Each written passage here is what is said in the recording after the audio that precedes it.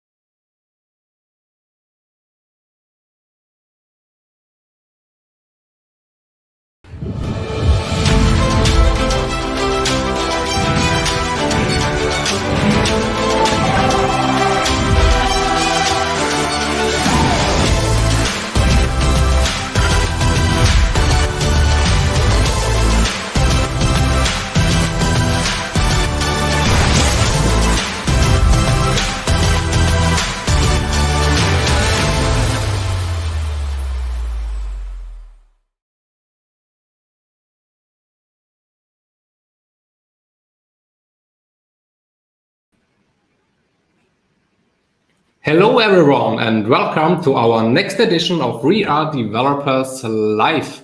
My name is Sead and today we are going to talk about the cloud, about machine learning, about data in general, serverless, Kubernetes and many other things. I want to say a big thank you to IBM, who are our partner of the day today, and also a very big thanks to all of you joining us from all around the world. As always, feel free to engage with each other. You see the chat beside the stream.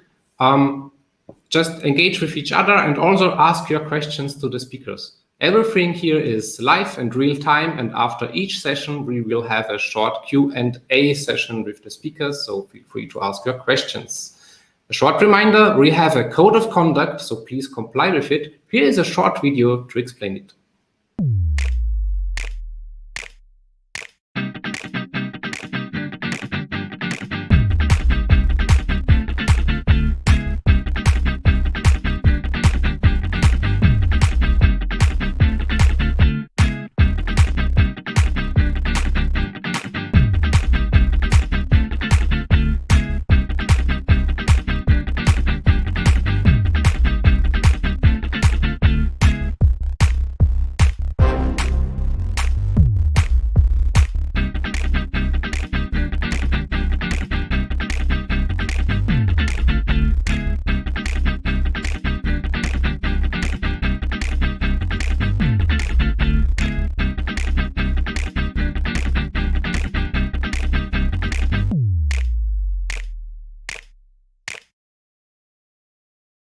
Welcome back. And before we start, we have a small surprise for you. So we are giving away a copy of this beautiful hardcover book, TypeScript in 50 lessons, yes, by Stefan Baumgartner. It's a very practical book with a lot of use cases. And the best thing about it is the author, Stefan, is also our second speaker of today. So stay tuned for that.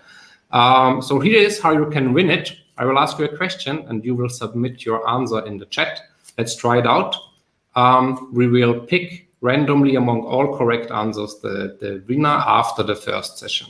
So here's the question. In what year was TypeScript first released? So feel free to enter your answers in the chat. And with that said, let's go ahead with our first speaker. He has worked as a developer in the electronic banking, communication, and public transportation industry. And then he joined IBM to support larger enterprises on topics around data, databases, cloud, and so on and so on. We are very happy to have him here to talk with us about data and machine learning. Please welcome Andreas. Thank you, Sead, for the introduction, and welcome to Data Fabric in Action. My name is Andreas Christian. I am part of the IBM technical sales team, I actually joined IBM in the role of a developer in the joint project with SAP, where I helped to port SAP Business Warehouse to DB2. Later on, I moved more into a consultancy role. And right now, in my current role in our technical sales team, I'm responsible for the databases in IBM and also for Cloud Pak for Data. So these are the topics for the session. I will start with a quick definition of what data fabric actually is. There are different definitions out there. I will talk a little bit about some of the challenges of creating machine learning-based applications. And then I will provide you a little bit more detailed overview of the IBM data fabric, the architecture, and some of the use cases. And in the fourth part, I will present our sample use case, the stock trading application. And this is basically a demo which is running on our demo environment. And I will show you how data fabric can be used to enhance this application with machine learning and also with data virtualization. So I hope that I can finish this presentation part in roughly 25 minutes, and then we will go into the demo. Yeah, here are some definitions about data fabric. I have highlighted some of the buzzwords or keywords. As you can see here on the top, Forrester talks about a disparate, orchestrating a disparate set of data sources across various platforms. So data integration is a main topic here. And Gartner also uses the topic of data integration. They talk about an integrated layer of data and connecting processes, but they also mention other topics like, for example, data discovery of metadata assets, and they also talk about a hybrid multi-cloud environment. And these are also all components of our definition, what data fabric actually is. I will later on go a little bit more into detail because IBM has extended this concept a little bit further. But you can basically summarize this as shown here. So this is actually a new emerging concept, a new architecture to address distributed data challenges. And now I would like to talk a little bit more about some of the challenges of developing machine learning-based applications. And one of the biggest challenges, especially if you are working in a larger enterprise, is to know what data is actually available. So typically, the data is spread across multiple teams. It's maintained by different groups in the company. It's stored potentially in very different heterogeneous formats, as you can see here. And that means finding the data is one big challenge. There's typically not one single point of access for all of the data in the enterprise. Another big topic is to understand the data, to know what the meaning of the data is. Because very often you know the technical description of a table, or you know the attributes, the data types, column names, but you do not really know what the meaning of that data is. The third big challenge is data quality, because somehow you need to assess the quality before you can start to use the data. So these are some of the challenges. Here I have listed more challenges. So we have talked about the first 3 bullets already. Another big challenge is data integration. Once again, the data might be located in SQL databases, a NoSQL database, and we need to integrate the data in one or the other way. As an end user, you may want to refine the data for your specific use case. That means if you take the data from a company catalog, for example, you may need to further shape the data. For this, we also provide a special service in our data fabric, which allows you to do this in a self-service fashion. Then, of course, before you start to use the data needs to be prepared, as explained above. And this shouldn't be always done by the developer. So we have other people in the organization that should help you. As a developer, that means collaboration with these people is important. For example, the usage of workflows. Another big topic is the selection of the machine learning models. If you are not an expert in that area, then you would probably need some advice. Also for this, we provide a special service in our data fabric, which I will show later on in the demo part. And last but not least, in the end, you want to deploy a developed model in production. And this is also, or could be challenging, because typically the model quality will degrade over time, because we are living in a dynamic environment. That means, for example, customer behavior is going to change.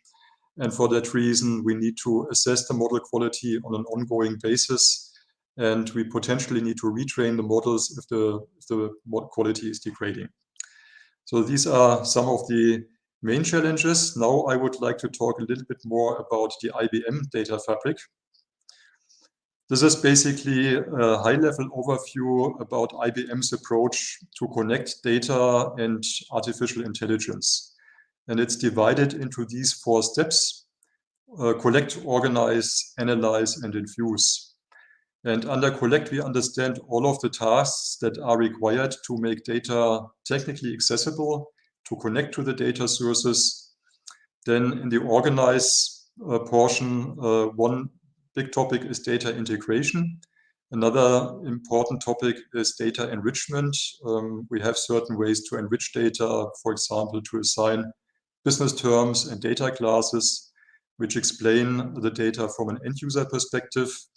Then you have the whole area of analytics, which could include the classical analytics, for example, running analytical queries across a data warehouse, creating dashboards, but also the whole area of machine learning and AI. And the last part here of this letter to AI is, how do you take your models into production? How do you operationalize the models? This typically requires that you create some APIs, for example, REST APIs, to score data from the outside from an application. So this is basically a high-level overview of our architecture. This is basically here, or are the components of our data fabric. What you see here on the left side, this is the auto catalog feature, which is basically, or serves as the central entry point to all data in the company. So you can use this as a portal, if you like, to search for data. We have included a distributed query capability. This is called AutoSQL. The query engine is called AutoSQL. And this is based on data virtualization. This is one of the services in our data fabric, which allows you to integrate data in real time. In addition, so these are the components that are also mentioned by Forrester and Gartner, as I have introduced this in the beginning. But we have also some other elements, for example, the topic of data privacy. We want to ensure that only people that have the right to access this data get this data access. And this feature basically makes sure that we can automatically mask or obfuscate data based on the type of data. And finally, we have also included the whole AI model lifecycle in our data fabric definition, which contains multiple different services. One of the services that I will present later on is called the Auto AI feed experiment, which helps an end user, for example, a developer, to select a machine learning model. A big topic this year at IBM is the topic of automation in all of these different areas. For example, if you look at the catalog, we are capable to automatically discover new data sources, to extract metadata from those sources, for example, business terms, data classes. Here in the auto privacy area, we have certain rules, automation rules, that can automatically mask the data based on the type of the data. If you look at this distributed query feature, you may already have heard about data virtualization, or the classical, let's say, the classical federation in DB2 or other databases. This feature here is a little bit different. This basically consists of a mesh of agents, of edge nodes, which can organize themselves in a constellation that helps to minimize the number of communication endpoints in this mesh. And they can also do a lot of analytics on behalf of the coordinator node. And this is required to make this whole feature scalable. So there is a lot of new capabilities here included. And next, I would like to quickly explain some of the roles that we have defined on our platform. So once again, the developer should not be the person who is doing all of that pre-integration work. We have other roles in the organization, which I have listed here. So this is basically the different stages here of the AI lifecycle. And on the left side, you see the data engineer. This is basically the person who is responsible to physically connect to the data, to set up platform connections, for example. And in our case, that would be also the person that is responsible to virtualize data. And I will show you a little bit more in detail how this works on the platform later on. We also have a data quality analyst. This is the person who has to assess the quality, but also to improve the quality of the data, of the connected data sources. We have a data steward who knows basically the data from an end user perspective, from a business perspective, and who grants access to the data if someone wants to work with that data. And this person should also help to document the data in the system. And then we have the data scientist, who is mainly responsible to create machine learning models, but also to train those models. And then we have the developer. Of course, these roles or the separation of duties is not always a hard definition. That means in some cases, depending on your organization as a developer, you may also work on the machine learning models. But this is a typical schema, especially in larger enterprises. Here are some more details about the tasks in each of these different phases of the machine learning lifecycle. I don't want to go too much into detail because this will take too much time. What I would like to mention is that besides data virtualization, we also support, of course, the classical ETL processing. That means data extraction, transformation, and loading. And there is not a single better approach. It really depends on the type of problem you have to solve. We have selected the virtualization service in this use case here in our stock trading application because we want to integrate data in real time, and therefore data virtualization is the better approach. But in other cases, if you have to create, for example, a system of records, if you have certain GDPR requirements, then of course the classical data extraction and maybe warehouse approach might be the better approach. Yeah, and here you see other tasks. Data lineage, of course, is an important topic. If we talk about data governance, you want to be able to trace back the origin of data sources. Here, under the data preparation, we provide certain services that allow you to do these integration tasks by yourself. That means this can be done in a self-service manner. And then you have all of the other tasks here, which include model selection, training, and deployment. This is basically a very quick high-level overview about our data fabric platform. I guess maybe some of you have already heard that IBM has acquired Red Hat for quite a big amount of money some years ago. And with that company acquisition, we have now access to Red Hat OpenShift as the container platform, which we use for many of our products. And this product here, our data fabric, this is called IBM Cloud Pak for Data. And this is based on Red Hat OpenShift as the underlying container platform. And OpenShift is a Kubernetes-based container orchestration system. So it provides all of the benefits of these platforms, like, for example, automatic scaling. We can automatically upgrade software on the system. You can also, as an end user, for example, use automatic deployments. You can create your own databases with a few button clicks. So these are some of these capabilities here on the lowest layer. On top of this, we have included a control plane, and the control plane provides common infrastructure services for some of these optional services here that can be deployed on demand. So we have a large set of services who play together, who are well integrated, and who can be accessed through one common UI. And what I will talk about here is, as I said, data virtualization, the Watson knowledge catalog, and some sections of the Watson machine learning service. The platform also provides platform connections. That means all of these services can reuse these connections. We have a central user management, and we also have this integrated UI. On top of this, we also support open source packages and also packages from third-party vendors.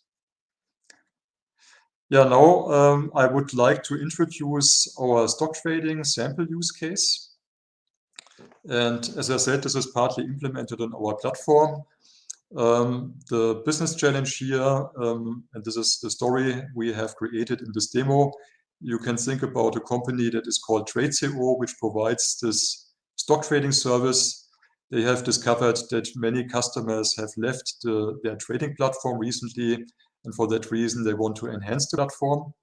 And this should be done with the help of machine learning. That means based on the customer profile, we want to provide special marketing offerings to the customers. If this is a customer who is a high-risk customer, that means a customer who is likely to leave, then this customer should get a very attractive offering. And the machine learning portion is basically to find out if this is a high-risk or a low-risk customer. For that, we want to use a machine learning model. This will be fed by with some demographics customer data, and it will then give us a prediction for the churn risk. The services that we will use for that portion here is, first of all, the catalog to find the data, the right data for the training of this model. The second service will be used to select the best matching models for this given data set, and then to assess these models, the prediction quality, and we can then reuse that model in our project. The second topic, as I said, is data virtualization. We want to simplify the platform. This platform is actually reading from multiple sources. This is a real scenario. We have included a lot of different sources in the cloud and on premises. Before I show you an overview about the data sources, I would like to quickly present the stock trading dashboard, and I would like to talk a little bit more about the advantages of this data virtualization feature. So here you see the different cells of our trading dashboard and the corresponding queries that are used to fill those cells. So for example, here on the upper left, we show or we pick one stock symbol at a time. And you see that we are actually reading here from a virtualized table, which is called stock symbol. In reality, this is not a table, but this is actually a file on a host system, which is located somewhere in North America. And that is the beauty of this approach. We can access all of these different data sources with standard SQL language, and everything looks like you work with standard SQL tables. Another example here, in this case, we read information from our stock history table, our virtualized table. In reality, this maps to two different databases, DB2 and Informix. Here we are using a feature which is called table grouping. But again, it looks like one single table. And another example here is we are also reading from a MongoDB database. Here we have maintained some customer records. So this is actually a MongoDB collection. And once again, it looks like you would read from a normal relational database. So to summarize this, the big advantage here is that we can integrate all of these different data sources, which may be located in the cloud or on-prem or on our data fabric, on the worker nodes of our data fabric. We can integrate all of those sources in real time. There's no need to duplicate data. And we are using one common approach to access this data. Yeah, one more information about this machine learning model. So this is basically our training set that I will use on our environment. You see here we have a couple of customer demographics attributes. And this is basically historic information that has been collected in the past. Therefore, we also have added this column churn risk here. So we know for that particular record what was the churn risk of that customer, the risk that this customer is leaving the platform. And based on that churn risk, we can then provide these marketing offerings. So if this is a low-risk customer, he will not get, or she will not get a special offer. But for high-risk customers, we would provide hopefully a very attractive offering. The last thing I would like to show before I go into the demo part is the Auto AI feature, which is called Auto AI Experiment. And this is basically an overview about the different stages. I will show this in more detail on our system. But what we do here is basically splitting our training set in our data set in a training and a holdout set. And then the algorithm will basically select all of the models which are appropriate for that data set. And then we will start to train and to score this model. And in the end, we will get a leaderboard where we see the prediction quality. So with this, I would like to jump over to our demo environment.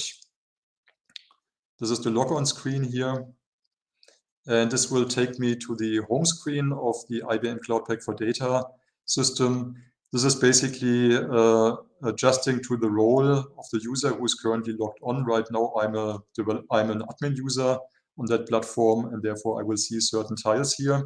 The first thing I would like to show you is our main menu. And here we have one entry, which is the services catalog.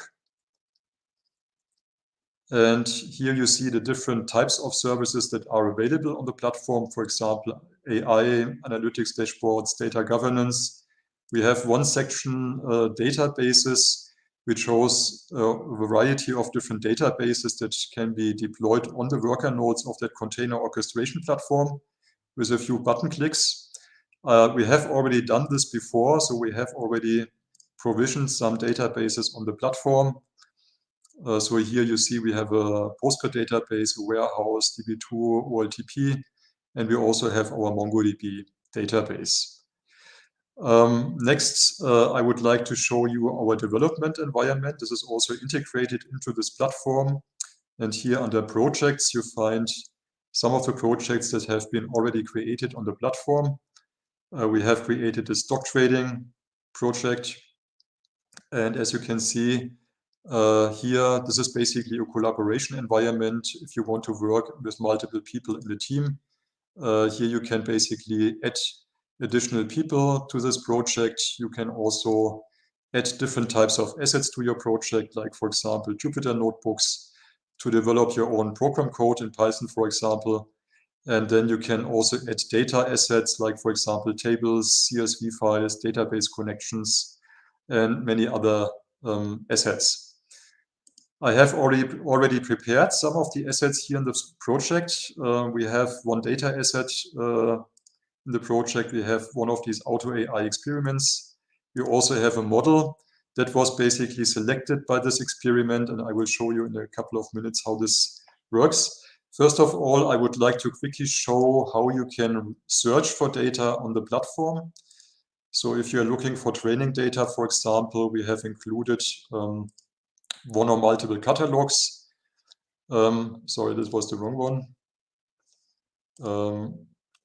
So these are our data catalogs, and we have one default catalog. And if you look at the layout here of that UI, it looks a little bit like a shopping experience on Amazon. That means each of these assets can have an end user rating.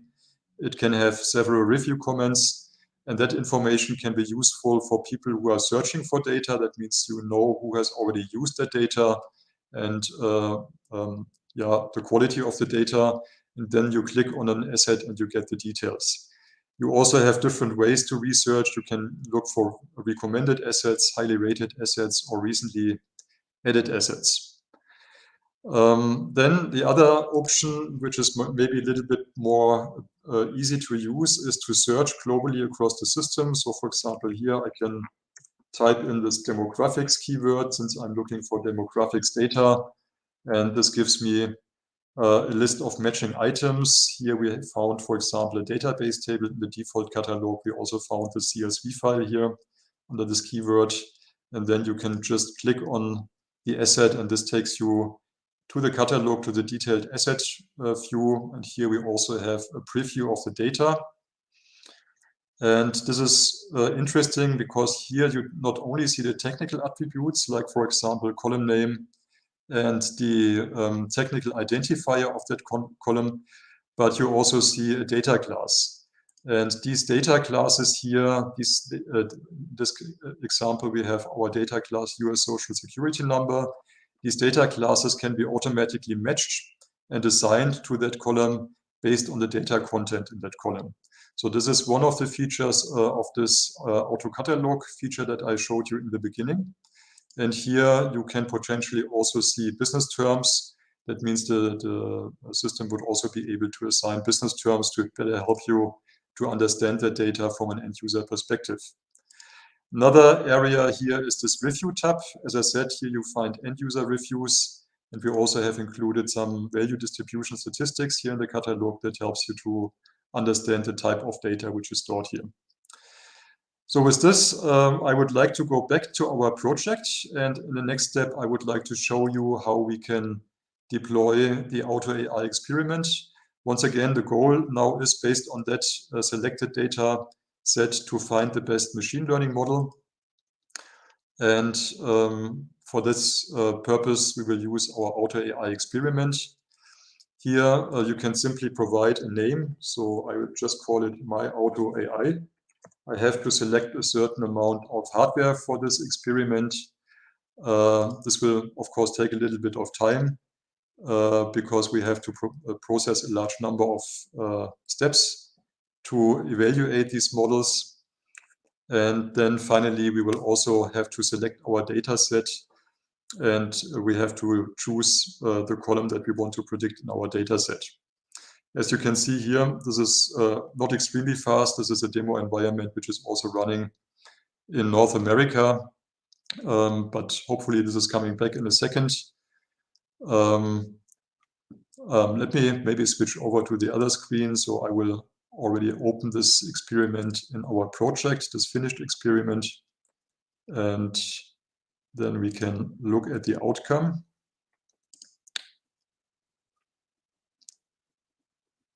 So I'm going back to my project here, and under Auto AI experiments, I have already this finished experiment here, which shows you the outcome.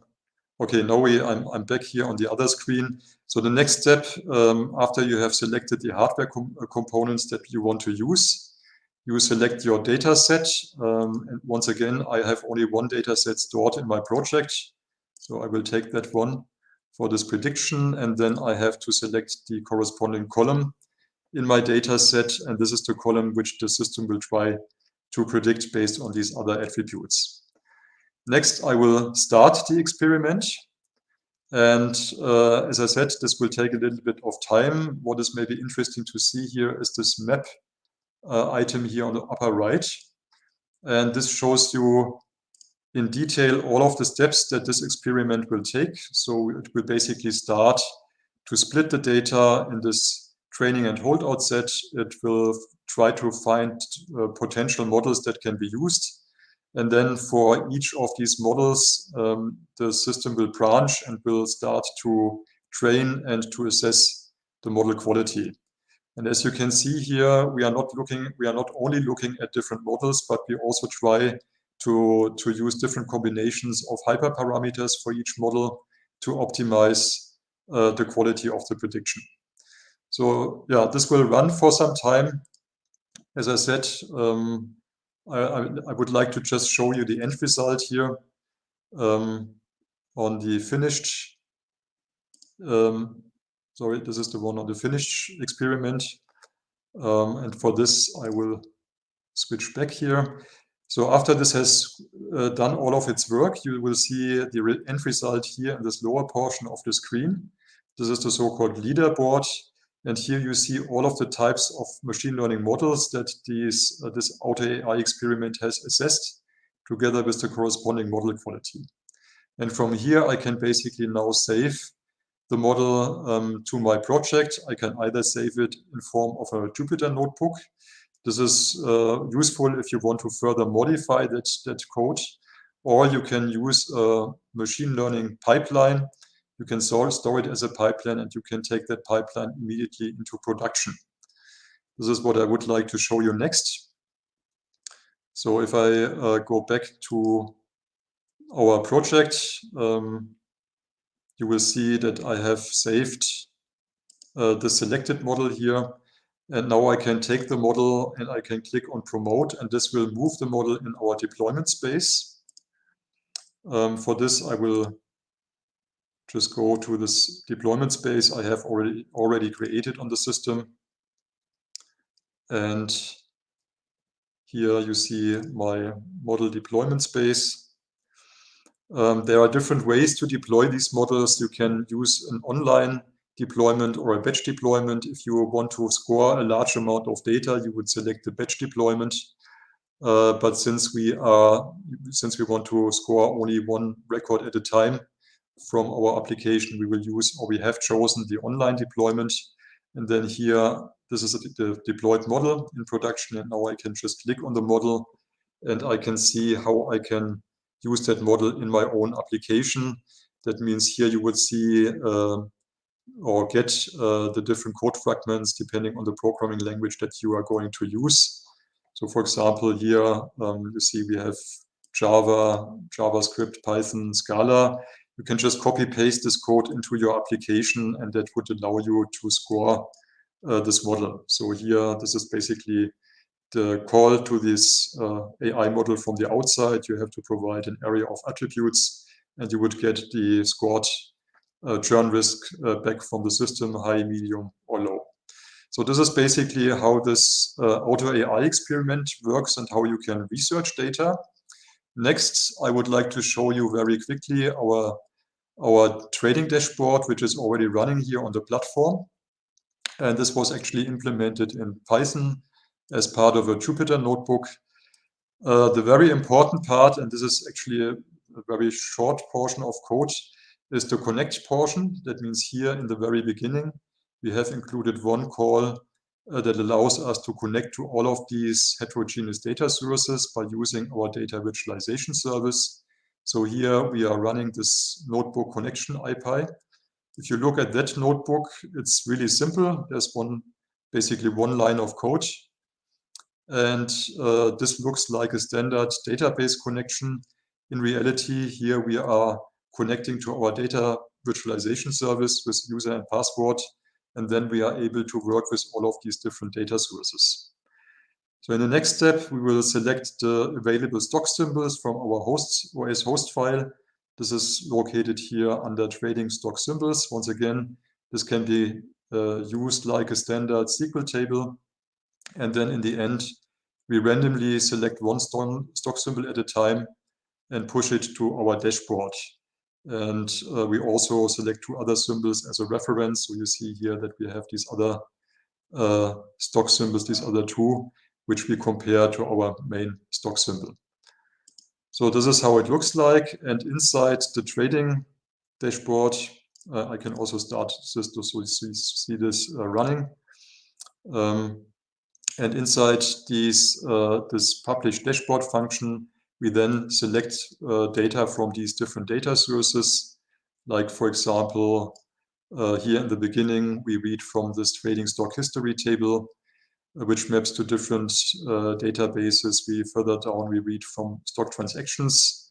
That is the current trading activity, which is going on at the different marketplaces. And then we also read from our trading customers virtualized table. And this is actually data which comes from MongoDB. So now I would like to show you very quickly how we can set up this data virtualization on the platform. This is our MongoDB database. Unfortunately, I was just logged out because it is timed out, but you will see the collections in a second. I would like to first of all start to show you how this data virtualization feature looks like. So here under data virtualization, I can access the configuration which shows you which data sources are currently connected. You see we have a whole bunch of different data sources, like for example, MySQL, PostgreDB2, Informix. We have also an Netezza system connected. We have a slightly different view, which is called Constellation view. And here you see this in a more graphical way. In the center, we have our local data virtualization node. We have all of these connected data sources. And here you also see that we can cascade these data virtualization nodes. This is another data virtualization node, which is connected to this main node. To virtualize data, you would have to select the data source from which you want to virtualize tables. So this is what I would like to show you next. So just going back to our MongoDB database, it contains these 4 collections: accounts, customers, stock history, stock symbols. What you probably notice here is that this collection, this customers collection, this collection here, this contains a couple of embedded JSON documents like identity, like contact, like payment. And these embedded documents will be mapped to separate virtual tables. Therefore, you will see more than these 4 tables later on. You will see a total of 7. That means we will have one document which includes this customer ID, and then we will have separate documents for identity, contact, and payment. So to find our MongoDB database that we want to use, I will narrow down all of the connected data sources here. So right now we can access a total of roughly 600 objects from all of these different connected data sources. I will now select or narrow down to MongoDB. And here you see we have actually 3 different connected MongoDB databases. This one here on the top is running on our cluster. Therefore, I will select this one, and I will further narrow down the search result by providing a schema name. So here I will search for schema stocks. And this gives me this final number of 7 virtualized, or not yet virtualized, but virtual objects that we could virtualize. So these are my collections here in our MongoDB database. Once again, we not only have this customers collection, but we have these embedded documents which are mapped to separate tables. The next step is I have to put this into my shopping cart. So here I can just select all of these objects, add them to the shopping cart, and then I can start the virtualization. And I can select if I want to move these objects also to my project or just in my personal view. So there are different ways to further work with this data. I have already completed those steps. Therefore, I don't want to click this virtualize button now. Let me just go back to our data virtualization view. And in the next step, I can use that data. So as soon as I have virtualized the data becomes accessible by end users. That means now these objects would be visible. If you want to connect to the data virtualization layer, you can now access those objects. And here I have basically the end result. So these are the collections that I have virtualized. And now I can start to integrate these virtual tables. You can just select, for example, customer's payment and customer's identity in this example. I can click on join. And now I can do this visual join. I select the join attributes, which is customer ID in both documents. And I can then combine this data. Here you can also get a preview of that data, and then you can store this data back to the catalog to make it reusable for other users. That means end users can not only consume data on the platform, but they can also store data back to the platform and make it available to other users. Yeah, this was a very quick overview about the platform. It has many more services that I did not show you, like data transformation, for example, dashboards, so all of these topics. But I hope that provided a relatively good overview about some of the capabilities. So what I have showed you was basically how you can virtualize data to integrate data in real time. And I think this is important here for this stock trading use case. We have talked about data research, how you find data on the platform, and also how you can get some advice from the platform to get to select machine learning models and to use that models for your particular purpose. Yeah, and with this, I would like to provide or give the control back to the host. And if there are any questions, then I'm happy to try to answer them. Hi, Andreas. Thank you very much for the presentation. I hope you enjoyed it. Yes. Perfect. We do have some questions. I would just start right away with the first one. So when you showed the catalog, then Conrad was asking, can you share your own assets with others, like making it public in the catalog? Yes, this is possible. So if you create your project, for example, and you refine data in the project, for example, by using this refinery service, you can then store this data back to the catalog.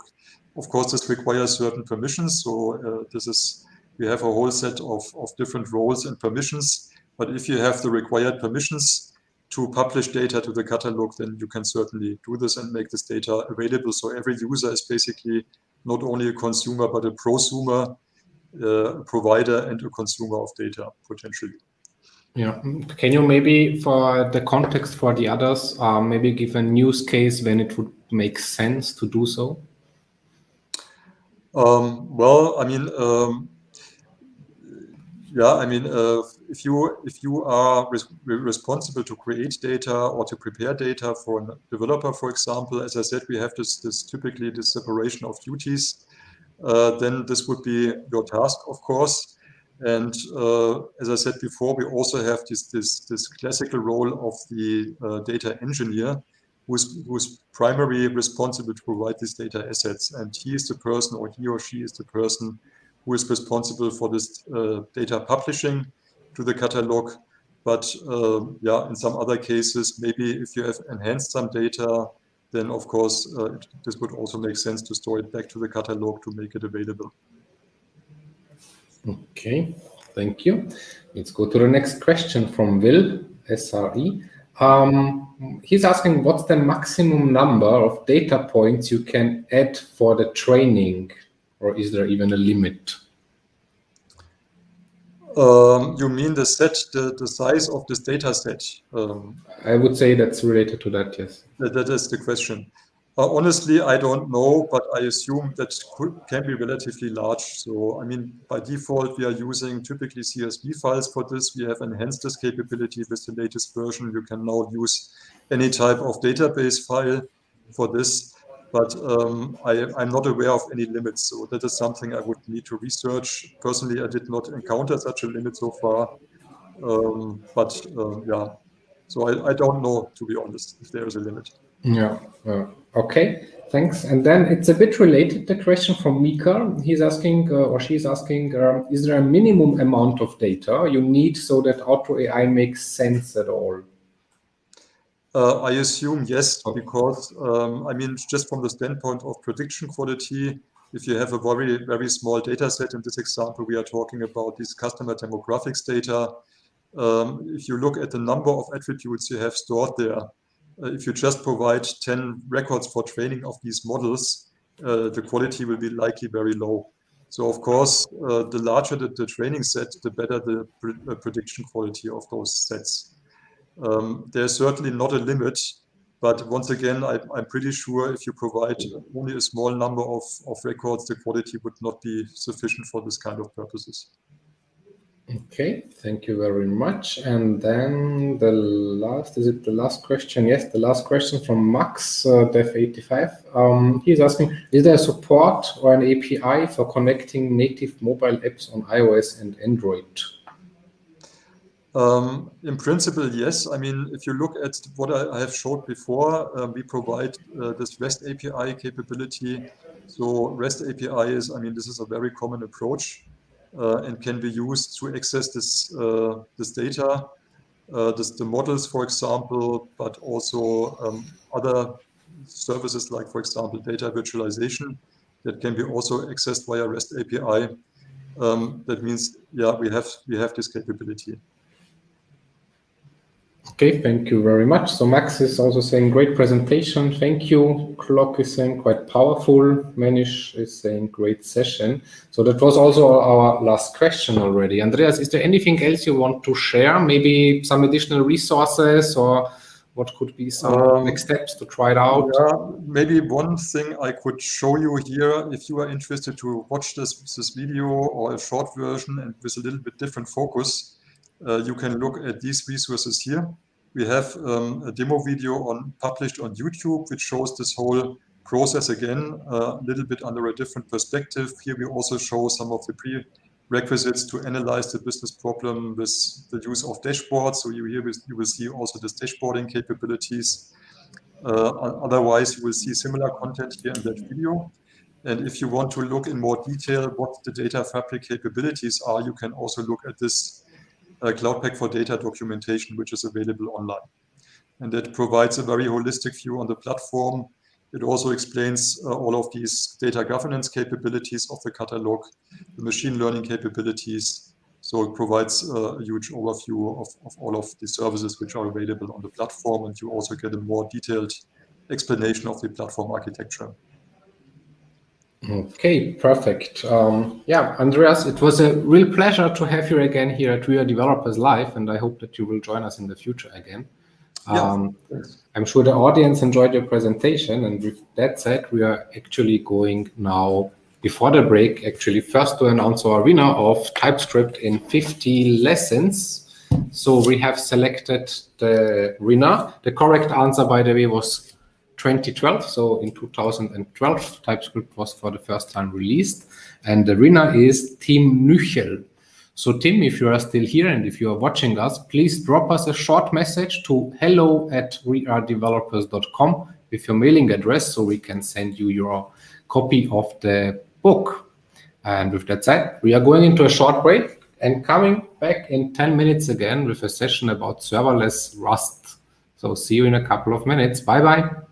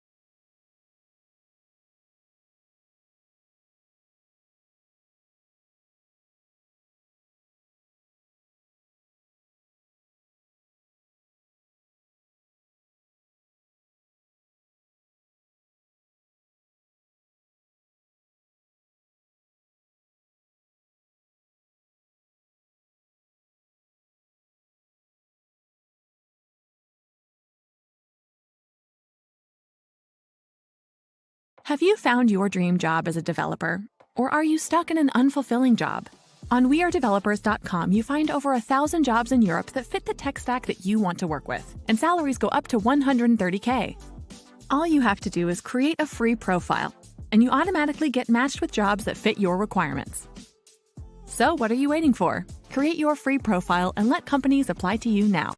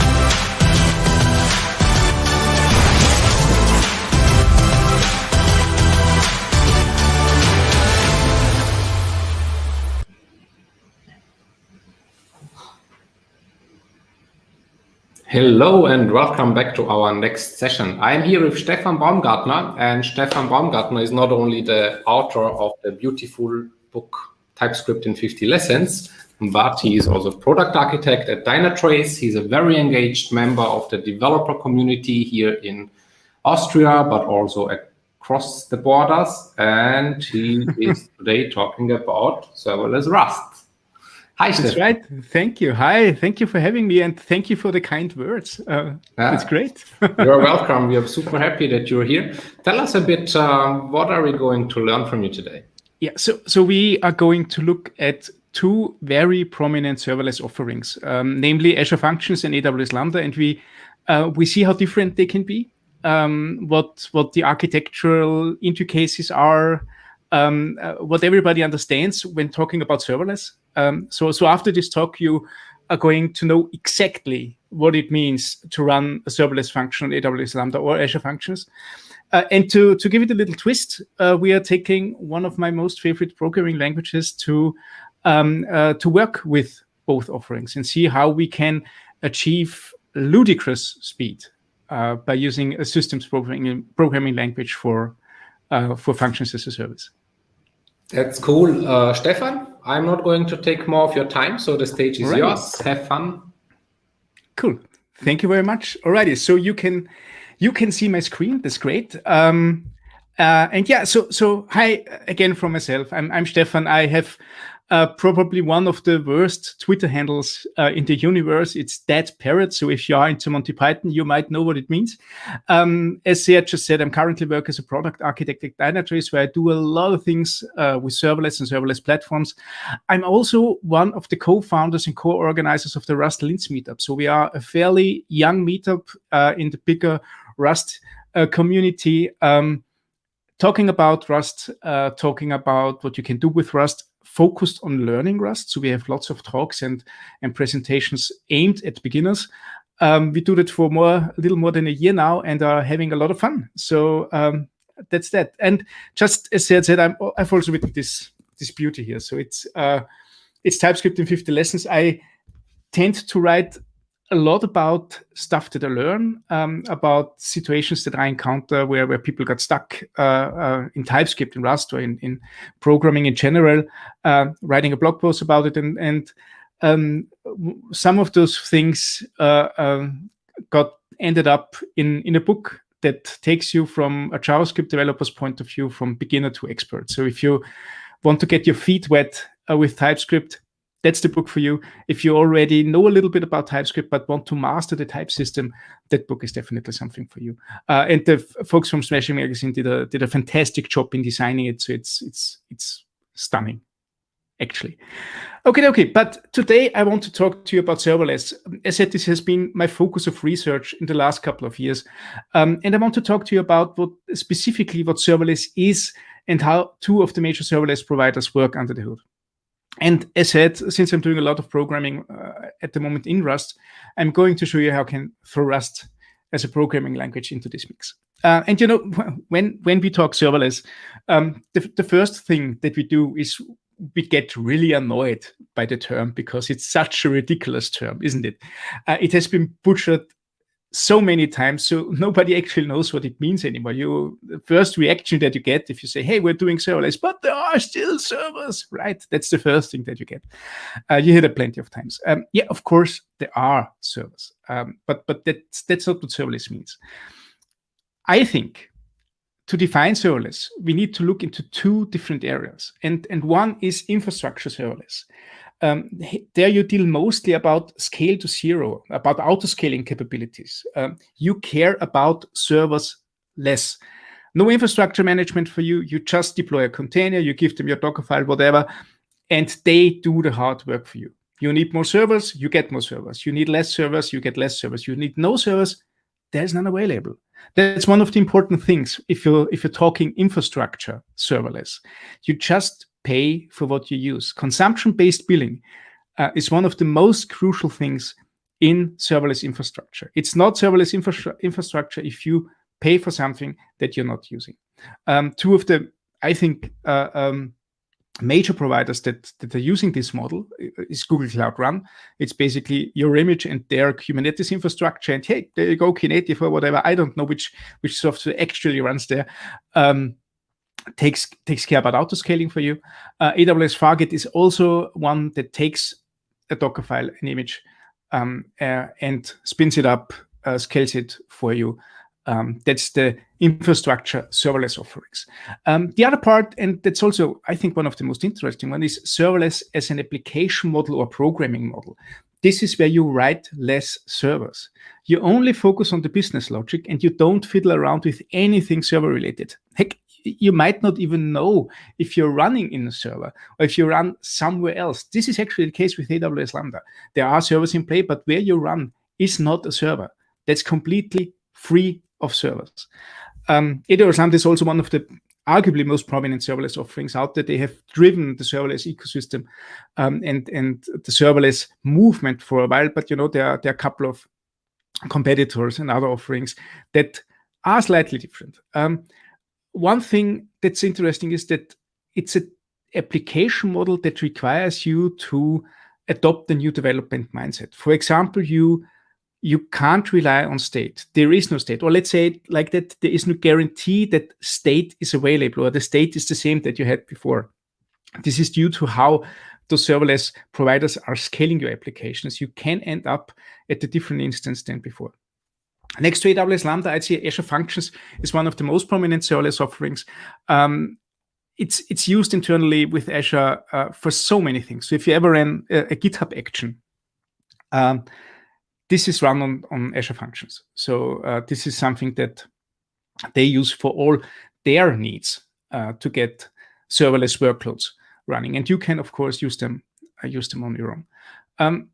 Most of the serverless as an application model scenarios deal usually with glue code between cloud services. That's mostly true for AWS Lambda. You have 270 cloud services available with AWS, and you somehow need to connect them. So hey, write a little script, connect the dots. There you go.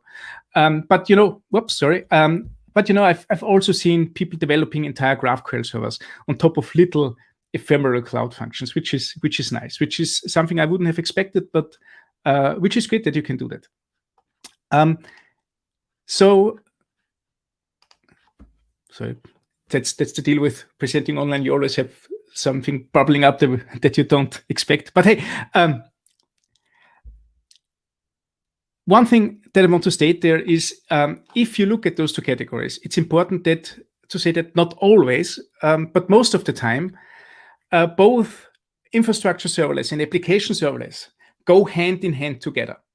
You develop serverless, you scale serverless. There are ways to do just one or the other, yes, but most of the time you want to do both. You just want to focus on the business logic. You just want to write this little bits and piece that is your backend, your automation, your message processing, whatever. And you don't want to care about where it runs and how much of them are running and how much servers that you need, how much workers that you need, whatever. So this is one thing that we definitely want. And AWS Lambda and Azure Functions do both. You can auto-scale and you just write the business logic. No matter which serverless offering that you use, as said, it's only a true serverless offering if you have consumption-based pricing, consumption-based billing, and mostly you are billed by the memory you use over the time your function runs. So memory on one side, runtime or time your function is running on the other side. That's a very rough approximation. This chart is also something that has no relation to reality at all. It's just, it's like an image. And no, please, that the devil is in the detail. I don't know, calculating cloud costs requires a college degree or something in that area. Or I don't know, some magic 8-ball, you can look into it, or one of those great companies that help you getting your billing right. One thing that I found out with working with serverless is that no matter what serverless offering that you use, you're usually a lot cheaper than running all those servers by yourself. So this is one of those things to keep in mind. So now, why do we want to use Rust with serverless? If you don't know Rust, Rust is a systems programming language which guarantees memory safety without a garbage collector. They check all the memory layout that you need, all the memory layout that you use ahead of time during compile time. And there are no ways like, the double free problems, buffer overruns, etc., that you have with programming languages like C or C++, null pointers that just doesn't exist in Rust. That's one thing. On the other hand, you have C and C++ like speed, since it's compiled onto machine code. So it's the best of both worlds. It's super, super fast. It has a great memory management. And in my opinion, it's also a fun language to use. It's an elegant language. It's a beautiful language where you have nice developer ergonomics. You usually only know from high-level functional programming languages like Haskell or OCaml or whatnot. But you're able to control memory. So it's really this trade-off, or it's not a trade-off actually. It's giving you best of both worlds. And great in memory, running fast. This should also give you an idea why we want to use Rust with serverless. Rust is really good at having a low memory footprint. It's super fast, and both factors come into play when we look at serverless building. So that's the case for Rust, and we are going to see a little bit of Rust in a second. Alrighty, let's go on with the first serverless provider. Usually, if we would be in front of an audience that can react to or where I see the reactions to my talk, I would ask, hey, what's this? What serverless provider is this? And somebody is going to shout, that's AWS Lambda. I'm sorry, that's wrong. That's actually the Half-Life logo. I don't know if you remember Half-Life. It's been a while, but that's actually the Half-Life logo. And it's such a fun story because in the wild, you see this logo used so much in relation to AWS Lambda. And now when you're going to see it, you say, that's the wrong logo. Even Google search, first result, that's the logo for AWS Lambda. It isn't, it's a Half-Life logo. This is the actual AWS Lambda logo, and I want to talk to you about AWS Lambda. As said, so AWS Lambda has been envisioned as glue code between those 270 AWS services. It's unaware of triggers, which means it doesn't know how it's called. It just takes an event. Triggers can be an HTTP call over the API gateway. That's another AWS service. It can be a message in a queue like SQS. It can be a timeout if you have a cron job or something that calls this AWS Lambda, or that triggers this AWS Lambda. A new row in a DynamoDB table, a new log entry in CloudWatch, stuff like that. A trigger happens, it sends an event to Lambda, and you do something with it. Based on the trigger, you're also getting a different payload. For example, if you do a backend, if you want to create a backend with AWS Lambda, you have to have an API gateway in front of it to get the URL. And the API gateway not only sends a get or post payload, but also all the HTTP information with it. So with the trigger, it becomes part of an HTTP server. But, it's the Lambda itself, and where Lambda runs is unaware of that. AWS Lambda runs in Lambda farms on EC2 that have a ton of micro VMs running with their own Firecracker technology, with AWS's Firecracker technology. A Firecracker is a micro VM that is written in Rust. So if you ever ran a Lambda, no matter which technology, you already used some production Rust code. AWS Lambda has a fleet of workers, not servers, dealing with your workloads. If we look at the Lambda execution lifecycle, we see that first, Lambda authenticates you and fetches the function metadata. If you are within your concurrency limits, which is usually around 1,000, it requests a new worker. If you don't have a specialized worker, I go to specialization in a second, Lambda will create a new sandbox, download your application code, bootstraps a runtime, and then finally executes your code. Those are the pink parts in the diagram. And if you look at the blue parts and the pink parts, blue parts and pink parts, wow, that's a tongue twister. You see that the blue parts, assigning a worker and executing your code, blah, blah, blah, they always happen. So this is stuff that always needs to happen. With each invocation, Lambda checks if you are within concurrency limits, requests a worker, and runs your code. The pink parts only happen if you don't have a specialized worker yet. This is the so-called cold start. This is where Lambda needs to specialize this worker to run this exact workload. This happens with the first workload running in one of those workers. So, and this is how Lambda invocations work. A trigger sends an event, the cold start phase happens, and the runtime, runs. Then the runtime polls new event payloads from the AWS Lambda REST API. So this is where the server is. It's not actually in the worker, but there is a server somewhere where you can fetch payloads from the next endpoint. If there's a payload, it runs your function with this payload. This is the execution phase. After the execution phase, it sends the result of this function to a response endpoint of the Lambda REST API. And then it polls again, and so on, and so forth. This means that only one process is executed at once per virtual machine. There's no parallel execution in a runtime, only sequential. If there aren't any more payloads to fetch, the VM goes into hibernation immediately, freeing up resources for other VMs.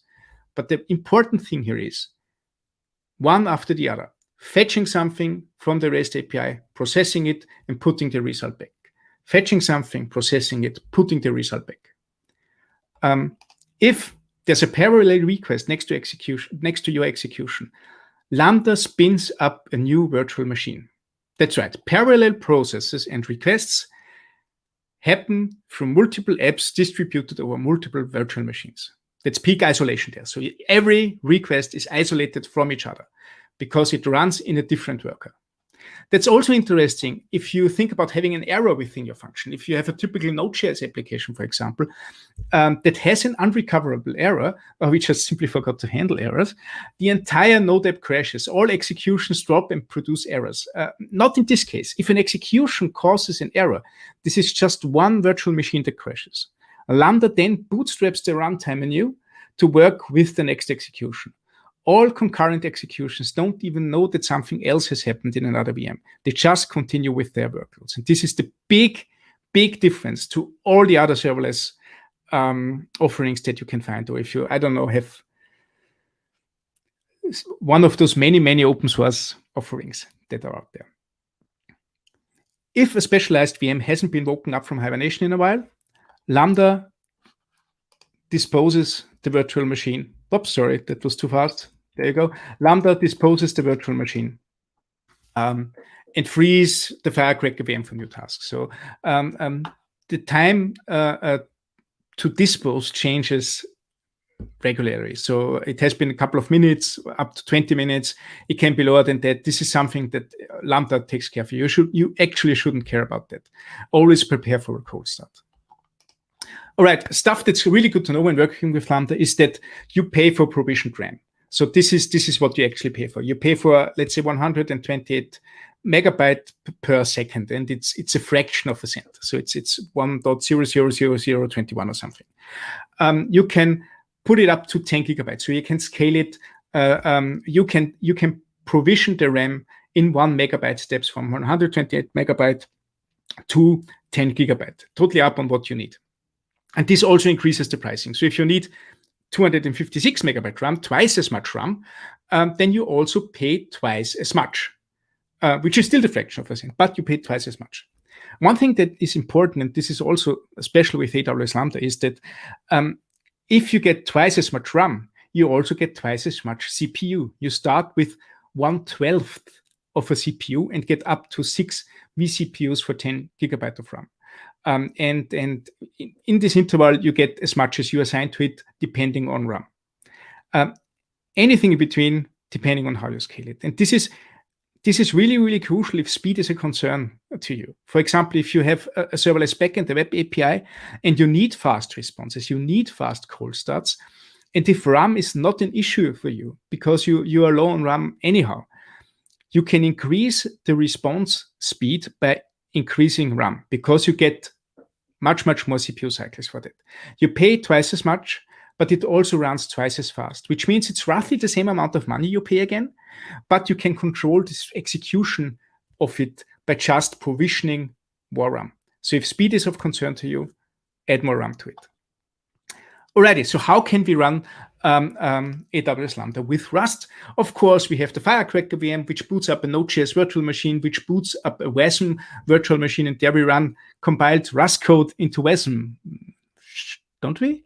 Nope. No, please, no. Don't do that. That's way too many virtualizations. That's way too much isolation. We don't need that.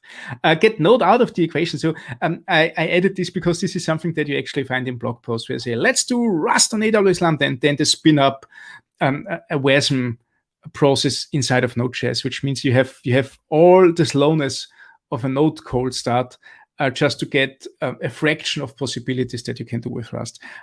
Don't do that. Get rid of Node in between. Let's work directly on the metal, or on the virtual metal at least, by using the AWS Lambda runtime. There's a library that helps us. This is the Lambda runtime crate. If you don't know Rust, don't worry. It can look a little bit different if you're not familiar with the syntax, but it's basically what you do with any other programming language as well. You have a main function that kicks off the runtime. The Lambda runtime runs your function then, which is the handler function, and just waits for new payloads. And then the entire thing happens, like fetching something from Next, putting it to response. Exactly. So the AWS folks have written the virtualization technique of AWS Lambda in Rust. So of course they also provide you with a Rust library to work with, and compile it down to Linux. AWS uses, you can have empty Linux virtual machines on AWS Lambda. You upload the Bootstrap executable file. It has to be called Bootstrap, and you're ready to go. That's it. So anytime Lambda boots up a new VM with your code, it calls that Bootstrap executable. The runtime runs, and you can process your payloads, your workloads. Alrighty, let's look at a couple of results. Let's look how Rust performs. So for a simple hello world, let's say we have a Lambda that has 128 megabytes of RAM. For simple hello world, a cold start that just puts out hello world as a response takes roughly 200 milliseconds. Roughly, that's with a ballpark, give or less. Reruns take around 2 milliseconds. So this is for the hello world case. In Rust, cold starts are below 20 milliseconds. This is because we don't need to boot up Node.js. We don't need to create a V8 isolate. We don't need to pass JavaScript to execute it. It's just the actual code that you run because it's compiled down to native. Reruns usually take less than a millisecond. That's something that you can't even measure because you are paid for the millisecond. But yeah, so if you take something else like some actual workloads that you want to run, I created a little benchmark that's called palindrome products, which takes an interval of numbers like 10 to 99 and creates the products of each number, like 10 times 99, 10 times 98, 10 times 97, and so forth, so that you have all combinations done. And then it looks at those products and tries to figure out if there's a product that reads the same from left to right and from right to left. So if the numbers are the same in any direction. And those are the results. This is a great benchmark because the bigger your number interval is, the more calculations you have to do. And this is where you really see CPU struggling a little bit. And this is where RAM doesn't mean anything at all, but CPU is important. And if we look for the palindrome products in Node, it takes around 2 milliseconds for 10 to 99. It takes less than 1 milliseconds for 10 to 99. In Rust, it's get interesting if you have 100 to 999. It takes around 500 milliseconds for the Node version, and it takes less than 50 milliseconds, 45 milliseconds in Rust. And for an even bigger interval, you have around 70 seconds for Node on 128 megabyte AWS Lambda, where it just takes 8 seconds in Rust. So, hey, surprise! A programming language that produces fast binaries is faster than an interpreted language. You would have guessed it, but the numbers are still astonishing. So if you have a well-written Rust program that takes care about the memory layout, that is fast, that hasn't any costly operations in there, this is what you get, and this is the power of Rust. So benefits of Rust in Lambda: you have very small binaries. That alone reduces cold start time significantly because you don't have to deploy so much. Every cold start unpacks your entire application into a VM, and if you just have one file that's very tiny, it's faster. And it also works on low vCPU well because, well, you don't have any interpretation step in between. You don't have to work with the heap, for example. You get lower RAM usage due to Rust's memory model. So there are a lot of benefits just for the sake that you are running native. Also, what we've seen with interpreted languages on Lambda is that from time to time you have what I call accidental cold starts, which is that Lambda has to spin up a new Firecracker VM because you reach this point where a Firecracker would be available in a couple of milliseconds, but you need to process the workload already. And what we see if we use Rust and we have so fast execution cycles is that VMs become available much faster, which means you run into much less cold starts than you do with interpreted languages. And after all, it's super fun. So if you like to write Rust, which I do, you are going to write serverless functions in a programming language that you like. Alrighty, that's AWS Lambda. Let's look at Azure Functions. And Azure Functions is fundamentally different, which is fantastic. So it was very interesting to see how different they are. First of all, the way that you develop functions, if you, let's say, write a node, is very similar because you just write the function and the rest is done by the runtime or something like that. But it has some fundamental difference in how the architecture works. First, triggers are part of the function definition. You create an HTTP trigger with a function. You create an event grid trigger with a function. You create a Cosmos DB event trigger with that function. So the triggers are important to the function definition. You have to define a function binding, like metadata, to know how the function is supposed to run.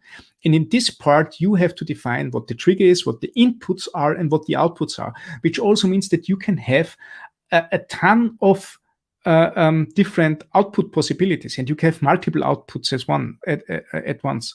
So you can have, let's say, you get an HTTP trigger where you have HTTP as an input, but you can have HTTP as an output because you need a response. That's clear. But also send it to, let's say, an email provider or create a log entry or whatnot, or write something into Cosmos DB, the cloud database from Azure. So you have more possibilities there. It builds up on Azure Web Jobs, which is a C#.NET runtime for implementing serverless tasks before serverless was a topic. And more importantly, the unit of deployment and scale out are function apps, so-called function apps, which means you create the function app of multiple functions, you deploy them together, you boot them together, you scale them out together. So scaling happens per function app, not per function. And yeah, you need an Azure storage setup to store your functions. So if we look at the Azure Functions execution lifecycles, it's very similar, but it's different in naming. So there's a scale controller that monitors events and allocates an unspecialized server if needed, or forwards it to a specialized server if needed. And I'm talking a lot about servers now. Keep that in mind. If we are unspecialized and go into the specialization phase, then Azure storage gets mounted into the server, so you can read application settings, you can read the function bindings, you can read your actual functions. The application settings are applied to a function host, which means that the function host then knows about the intricacies of your application, creates the bindings, creates the information on which inputs to accept or which outputs to get, and then it loads, it resets the function runtime, it loads the functions depending on the technology that you use. And then, once the functions are run, your code is getting executed. And one thing that you see immediately, if you look at this chart as opposed to the other chart that we had, is that you have a lot more to do for a cold start, because this function host needs to know so much about metadata, where in AWS Lambda, it's just polling from an endpoint and pushing to an endpoint. If you have implemented that, then you're done. Nothing more to do. With a function host, since you have an application model on top of it, you need to do a lot more. But the stuff that you need to do all the time is also a lot less. And this is something that we see in the numbers later on. You have much longer cold starts, but you have reruns that are enormously faster. So this is the entire flip side as compared to AWS Lambda. This is how a function host works. So a function host is there to connect your code with the outer world. You have a trigger, you have input bindings, and you have multiple output bindings. As I said, if you have an event on the event grid, you have something from Cosmos DB, you have an HTTP trigger, whatever.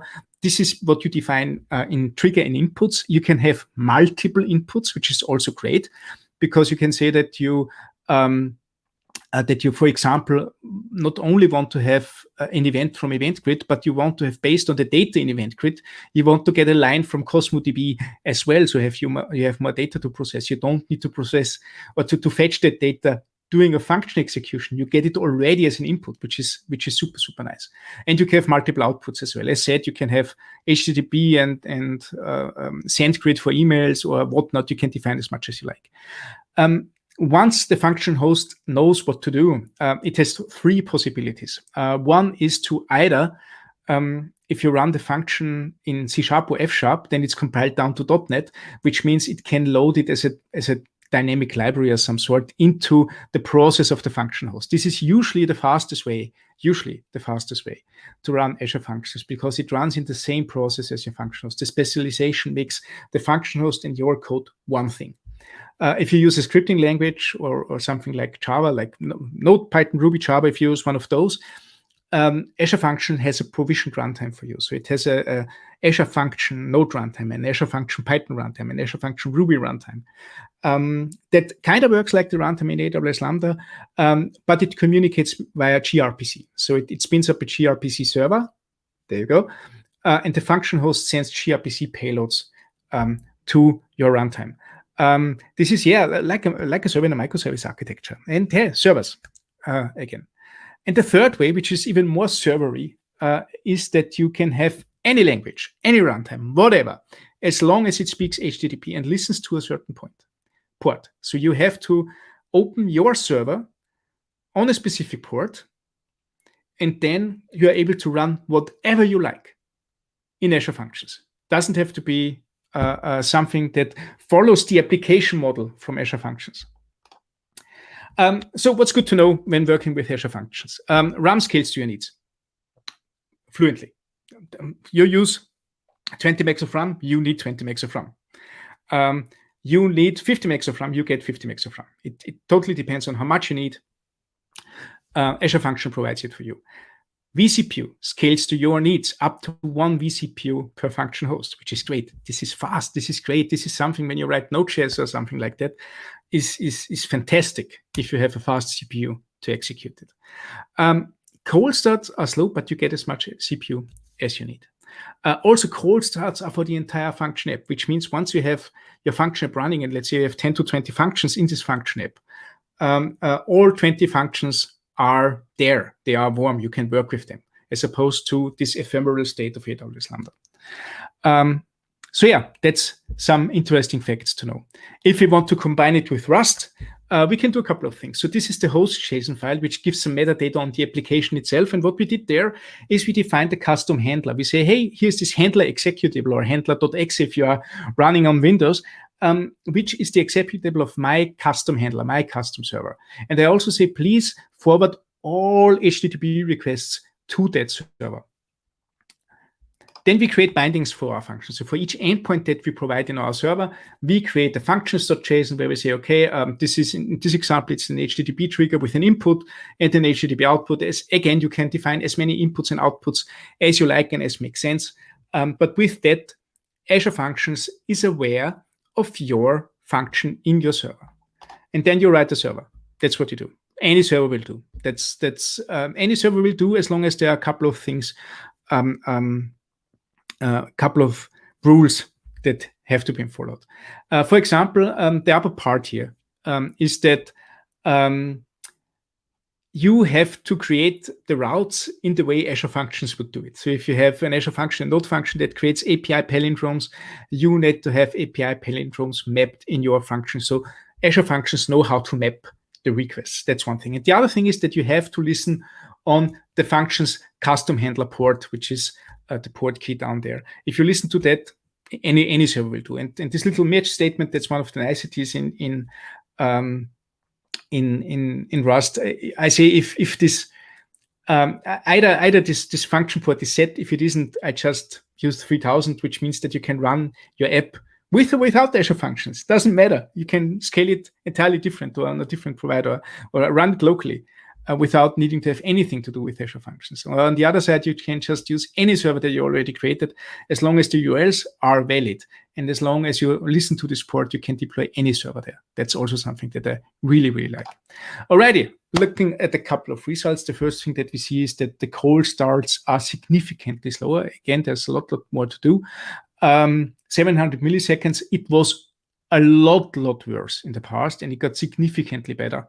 And what I know from the Azure Functions team, they are working hard to get these cold starts down even more. So right now, I think the trade-off is okay, that you have long cold starts still below a second. To be honest, that's something that you have to keep in mind. Still way below a second. But once it runs, everything is here. Everything is there, and you can work with all your functions, and you don't run into cold starts so much anymore. So this is something that keep in mind. Even everybody focuses on the low cold starts time, or on the slow cold start time for Azure Functions, whereas you get so many benefits from the architectural role. With Rust, we are below 100 milliseconds. So a Rust server on Azure Functions is faster than a node server on AWS Lambda. And we have a full CPU. So reruns are well below 1 milliseconds. Again, not measurable because 1 millisecond is the smallest amount to measure. Alrighty, if you look at the Palindrome products in Node, 10 to 99 runs in 9 milliseconds. That's a little bit slower, which is curious. Maybe something to do with the communication over the function host. In Rust, it's below 5 milliseconds. It's getting funnier the bigger your numbers are. In Node, 100 milliseconds, 80 milliseconds as opposed to 500 milliseconds in AWS Lambda, and below 15 milliseconds as opposed to 45 milliseconds on AWS Lambda. So even faster. And bigger interval in Azure Functions, 10 seconds in Node, and below 1 second in Rust on Azure Functions, which is just fantastic. So this is the power of a full CPU. And yeah, again, surprise! A fast language produces faster results. Who would have thought? But still, you get the same niceties of developing and not paying for what you don't use. That's nice. All right. Again, the benefits of Rust in Azure Functions: significantly lower cold starts due to the fact that you just deploy a binary that doesn't need to have any bootstrapping at all. No parsing, no setting up of a virtual machine or something. It's just the code that needs to run. There's no overhead at all. You get significantly lower cold starts if you run Rust in Azure Functions. And it's just a server. Take your Rust web server and let it scale automatically without needing to do a lot. Just changing a port and maybe some routes. That comes for easy migration.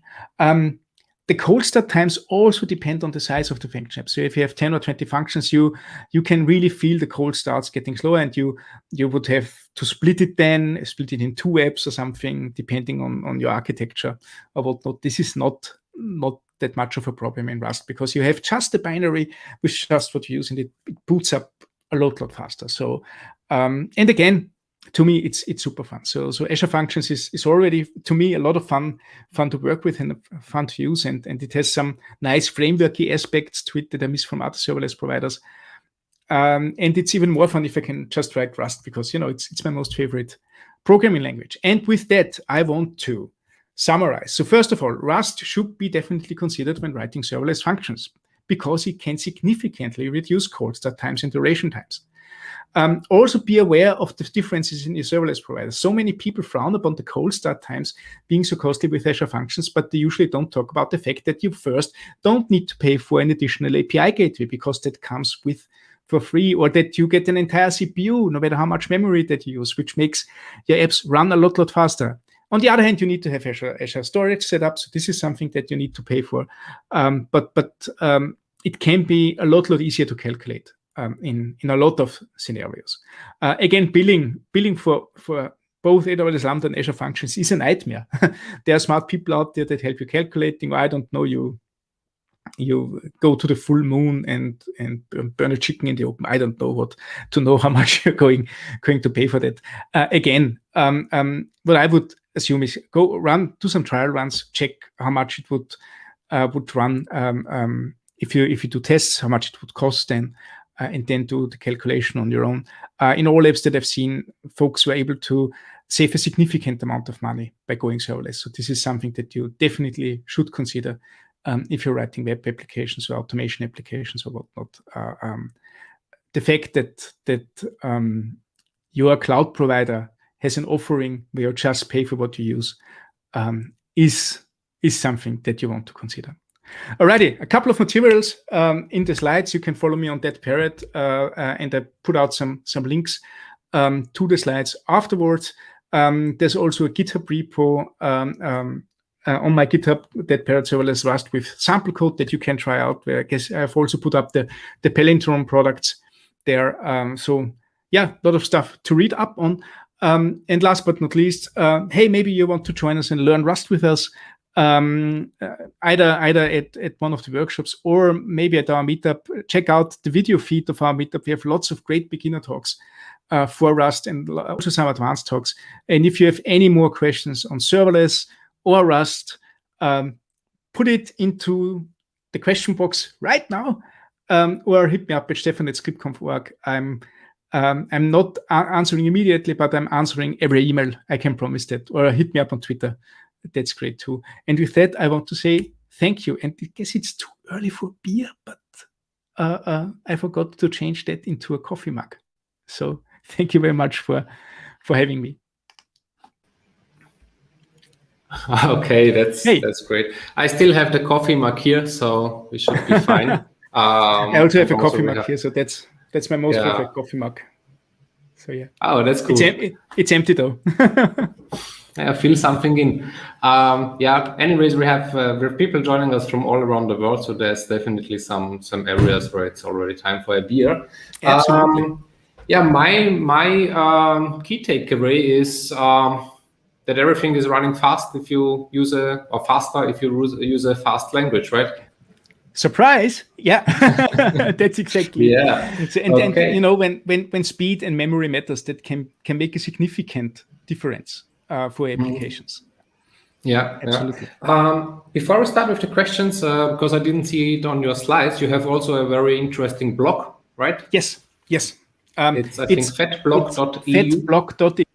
It's so if my Twitter handle was the worst decision in terms of naming, my blog name is the second worst decision, because the fat, it was supposed to be a pun because it stands for Front End Technology Talk. This was when I was doing a lot of JavaScript and web articles. Then it was Front End Tooling Talk. Then it was Fine and Exquisite TypeScript Tutorials. And now I'm just writing about anything, and I have no idea what to call it now. And I'm also too scared to change domains. I have a mirror up and running at oida.dev. So if you prefer that, you can use that. But I'm way too scared to change the URL after 12 years of blogging. So if anyone has an idea, feel free to reach out to Stefan, or maybe Absolutely. You can find an explanation or a better acronym what can fatblog stand for, or FAT stand for. Absolutely. Either that, or if you know how to keep SEO high while changing domains, I would really appreciate it, folks. Okay. There's quite a lot of questions, so I would say let's just jump right into that. I think we are fine with the time. Christina is asking, how would you test upfront if Lambda is capable of running your application in production with more traffic? So that's a really good question, and the answer that I can give here, especially with AWS Lambda, the nice thing is you shouldn't have to care. Let's put it like that, because the entire thing of having lots of traffic and having therefore lots of parallel workers spun up, that's all something that AWS Lambda should take care for you. That's also the deal why you want to have serverless to begin with. You care about serverless. One thing that we did, we tried to monitor. So we've written a little experiment at work where we wanted to see how well it performs with AWS Lambda, where we just said, okay, let's try to use AB. That's the Apache benchmark. I don't know if you're familiar with that. If you run a macOS or Linux, you have the AB testing tool right available, where you can say this URL, this many requests, and those many requests concurrently. and just try to call it for 5,000 requests with 100 concurrent or something. That's a good ballpark, and see how Lambda performs, how many cold starts that you have, how many reruns that you have. You can wire everything into the analytics tool. It's available immediately after you deploy a function there, and can see how well it performs overall, and you get some really nice statistics out of that. That's for testing. Of course, I work with Dynatrace. If you want to check that in production, there's a tool for that. So I have to mention that. But if you want to test it, AB on the command line, or a little script that just tries to make as many connections as possible, and seeing that in the logs, that helps a lot. Again, you shouldn't need to worry, hopefully. So the best thing that it's the purpose of serverless, right? Exactly. The best thing that you can get out of a test like that is the confidence that your app scales with your users. Absolutely. Okay, so thanks, Christina. I hope that answers your questions, and thanks for being engaged with us.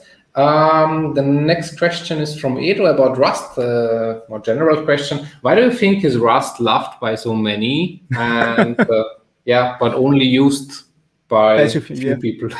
That's a super question, because if you look at the recent Stack Overflow charts, it's the most loved programming language for the 6th or 7th time in a row. I don't remember anymore, but it's also at number 19 or 20 in terms of usage. So it has not reached as many people, and there are a couple of reasons for that.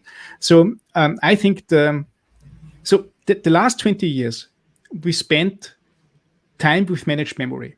No matter if you did Java, C#, Go, JavaScript, Python, whatnot, whatever programming language that was popular at the time, you managing memory on your own was not an issue. This was always the area of C and C++ developers, not for the majority of us. And when you start developing Rust, you start to think about memory a lot. And this is also what makes for a very steep learning curve, because you're not only learning a new programming language, but you also need to adopt an entire new idea of how memory works. Some of the folks that I've worked with thought about memory management for the first time. The great thing is once you are over this curve, once you know how memory works, once you know the rules of the compiler, once you start thinking like the compiler, you are getting so productive that I've seen so many folks saying that it was hard at the beginning, but once they reached the point, they couldn't think of a more productive way of writing programs than doing it with Rust, because you are not running into any errors. There's a bold statement. There are errors, of course, but all those errors that you usually encounter when developing programs, you don't encounter them anymore because you check for them upfront already, and this gives you a significant boost. So absolutely. Do you also think, when you think back at when you started as a developer, or when you maybe began your first projects, no matter in what language, or if it's mobile applications or whatever, actually, you want to build the software, and you don't really want to think about memory and memory allocation and so on and so on. And you are happy if someone else does it for you, or if the system does it for you. And do you think it's coming kind of back, that you need to think about it more? In certain areas? In certain areas, definitely. So there are some parts, especially when you work with cloud and networking, etc., where it's great to have an understanding of that, because this is where we usually encounter then the problems during runtime. So I'd say, and people might argue with the point that since all our focus, or lots of our focus right now is on cloud computing, Rust getting such a boost in those areas was inevitable. So we already could see that with Go. Go has a natural segue into the whole stuff, because Kubernetes was written in it, Docker was written in it, of course, but it opened the door for being much closer to the metal and working with systems programming languages again. And I think Rust is just the next step in that evolution. You can have Go for scripting like developer ergonomics, while still producing very fast binaries. and great for microservice and great for actual application code that you do, but all the management and some crucial parts of your software are going to be written in Rust. So I'm definitely sure that especially the cloud native folks are adopting Rust a lot more in the future, and you can already see that. So there has been a Rust day at the recent cloud native KubeCon or something, I don't know, which was just focusing on how can we use Rust in the cloud. So, yeah. That brings me to the next question. I mean, you showed a lot of benchmarks on your slides, and Rust was essentially always the fastest solution, obviously. And now we have a question. Kantar is asking, what would be even faster than using Rust? What would be even faster? So that's a tough question. So I think there's a wonderful talk by Lily Mara from the recent Rust conf, where she says that with Rust you are faster than any scripting language if you even don't know the intricacies of memory management. If you have a lot of memory copy and whatnot in there.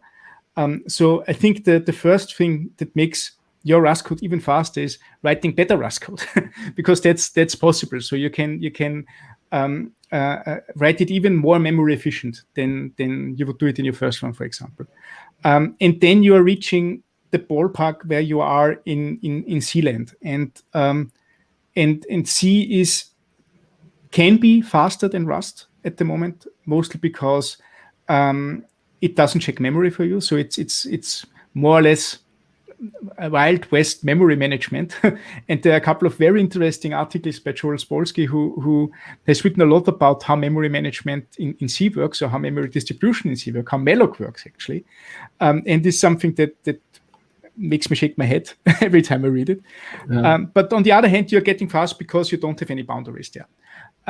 But this is also something that you can reach in Rust. You can write unsafe code in Rust as well, where you can reach those speed ups again. When you say malloc, that's actually what I was thinking about in the first question. I was asking, like, hey, we don't want to have to do something with it. Absolutely. So 100 mallocs in a single free, and that's where you get your memory problems from. That's that's exactly that. So there's a wonderful benchmark again if you compare the speed of C and Rust, where the folks who have written the Tokyo runtime from AWS actually, they implemented a subset of Redis in Rust, and you can find that online. It's a great piece of source where you can learn Rust and can learn async programming with Rust. And they ran some benchmarks, and they are at the same speed as the C equivalent there. So this is something that you can reach. Absolutely. Okay.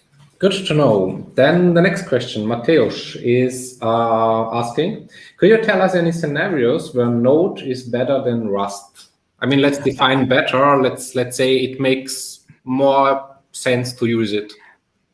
Node is one of the best environments out there for scripting. JavaScript is one of the best programming languages to pick up and to work in teams with. So again, talking about the steep learning curve, it's still a lot easier to take a fleet of developers and write JavaScript code that's good enough for those tasks. So if memory and speed are not the concern to you, then by all means continue with Node or Python or Ruby or whatnot, because those have been designed to be picked up easily, to get going fast, to same as with every scripting language. With JavaScript, even if you use TypeScript, shameless plug, even if you use TypeScript, it's easier to not think about types in JavaScript or TypeScript than it is with Rust, because in Rust, absolutely, because in Rust, you need to know everything up front. In TypeScript or JavaScript, a lot of it is still on runtime. And this can give you some real gates or hurdles that you need to overcome to get productive. So, and you can find the answers on Stack Overflow, right? Absolutely. Absolutely. So, and never underestimate the reach and the power of a programming language like Python or JavaScript. They might not be the fastest, but they are still good enough and fast enough for the tasks that you do. Definitely. Okay, great. So only a couple of questions left. CR7. So I think Cristiano Ronaldo is watching us from Manchester. Hola. CR7 is asking, I think that's from the very beginning of the presentation, if I get the context. So he's asking, are you saying that you actually never need to compile Rust to WASM? Yes. You compile it down to actual binary code or machine code for the operating system that you're working with. So with Rust, you have the possibility to compile it down to, let's say, Apple Darwin. That's what I'm using because I'm on a Mac. To Windows, to Linux, to some exotic embedded operating systems, or to WASM. So you can compile your code to different targets.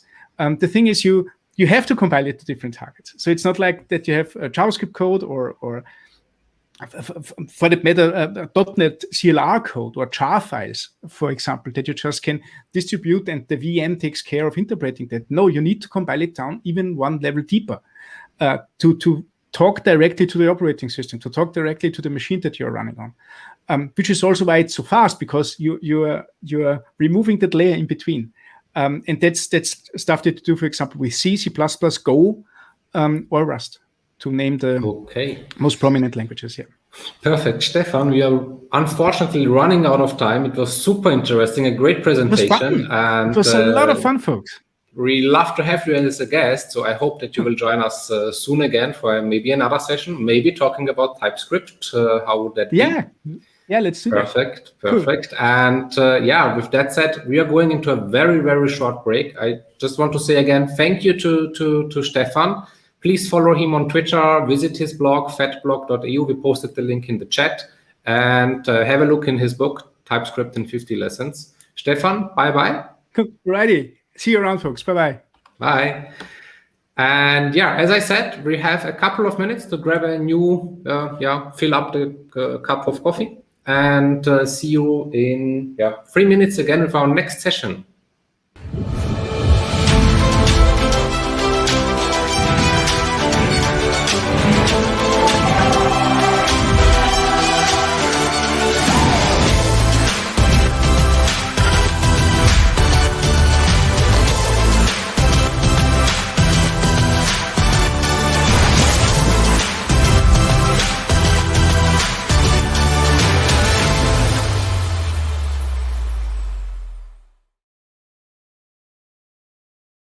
Have you found your dream job as a developer?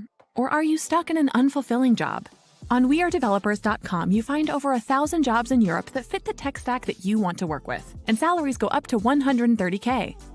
All you have to do is create a free profile, and you automatically get matched with jobs that fit your requirements. So what are you waiting for? Create your free profile and let companies apply to you now.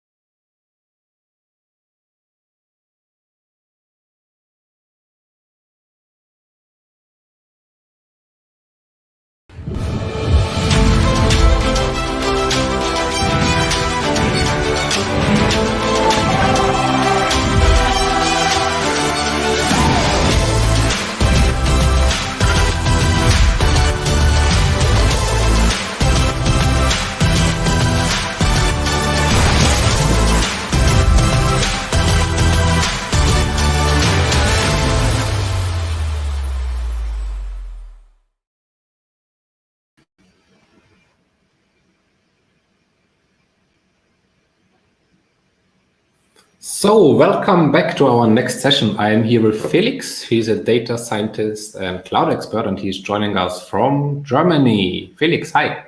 Hi, Sid. How are you? Good, good. How are you? Fine as well, thank you. So, would you like to let us know what we are going to learn from you today? Yeah, sure. So the session is called, as you can see, Integrate Your Cognitive Assistant with Third-Party Databases and Software. So we are going to talk a bit about cognitive assistance, maybe what you imagine about that and what we think it actually is. And of course, that we have a special offering which fulfills this term cognitive assistant. And then we are going to take a look at a few live examples, how you can build your own assistant and how to integrate it with databases, cloud services, and other software. Well, that sounds great. So, Felix, you can start and share your screen, and the stage is yours. All right. Thank you very much. So welcome, everybody, to this session. My name is Felix Augenstein, and I am a data scientist at the hybrid cloud build team in DACH, so Germany, Austria, and Switzerland at IBM. And today we are going to look at a few topics here in our agenda. We will start with, as I said, the term cognitive assistance, and then we will continue with Watson everywhere. So there are lots of Watson services, and this is about where you can use them. It kind of answers this question. You can use them anywhere. Then we will look at one specific offering or product called the Watson Assistant. And then we will dive into the hands-on materials and take a look at our IBM Cloud. And I promise I will keep the PowerPoint part to the minimum and focus on the much funnier stuff, the actual doing things. So let's dive right in and start with cognitive assistance. So what do you imagine if you think of cognitive assistance? Maybe some really cool and advanced bots, maybe something like these guys over here. So actually, this is what we want to build, of course, as well, but there are some trademark issues or copyright issues. So that's not what we can actually build, but I promise I will come back here and show you something that actually is a real world example. But let's for now continue to Watson Anywhere. As I said, you can really use these Watson services anywhere. One of them is Watson Assistant, and you can let them run basically your Watson services on something called a cloud pack for data, which is like a ton of software, but you can just use one of the parts if you want to. And these cloud packs, for instance, Cloud Pack for Data, runs on Red Hat OpenShift as a platform.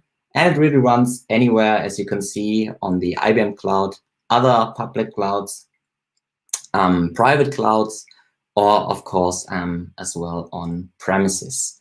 And what you get if you want to purchase just one of these cartridges is in the license OpenShift, the Cloud Pack, and the Watson services, or the Watson service that you desire, for instance, Watson Assistant. But of course, you can also use it just as a service on the cloud, and that's what we will look at today. So let's continue with Watson Assistant.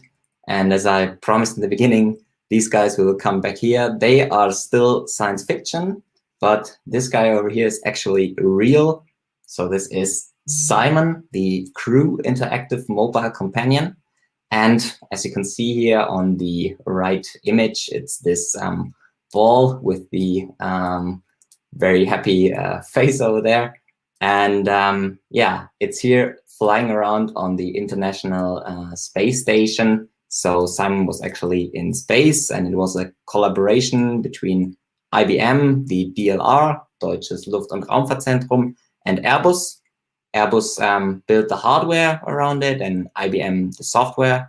And as you guessed it, the software is based on Watson Assistant, so the service that we will use today and that you can use for all of your applications in the IBM Cloud.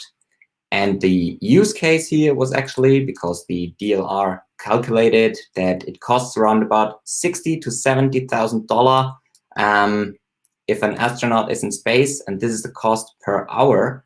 And of course, astronauts are there and they do experiments.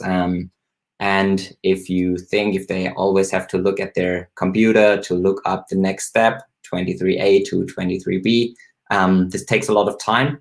So what they could do is actually ask Simon here, and Simon could give them the answers, and then they could save a lot of time and thus save a lot of cost as well.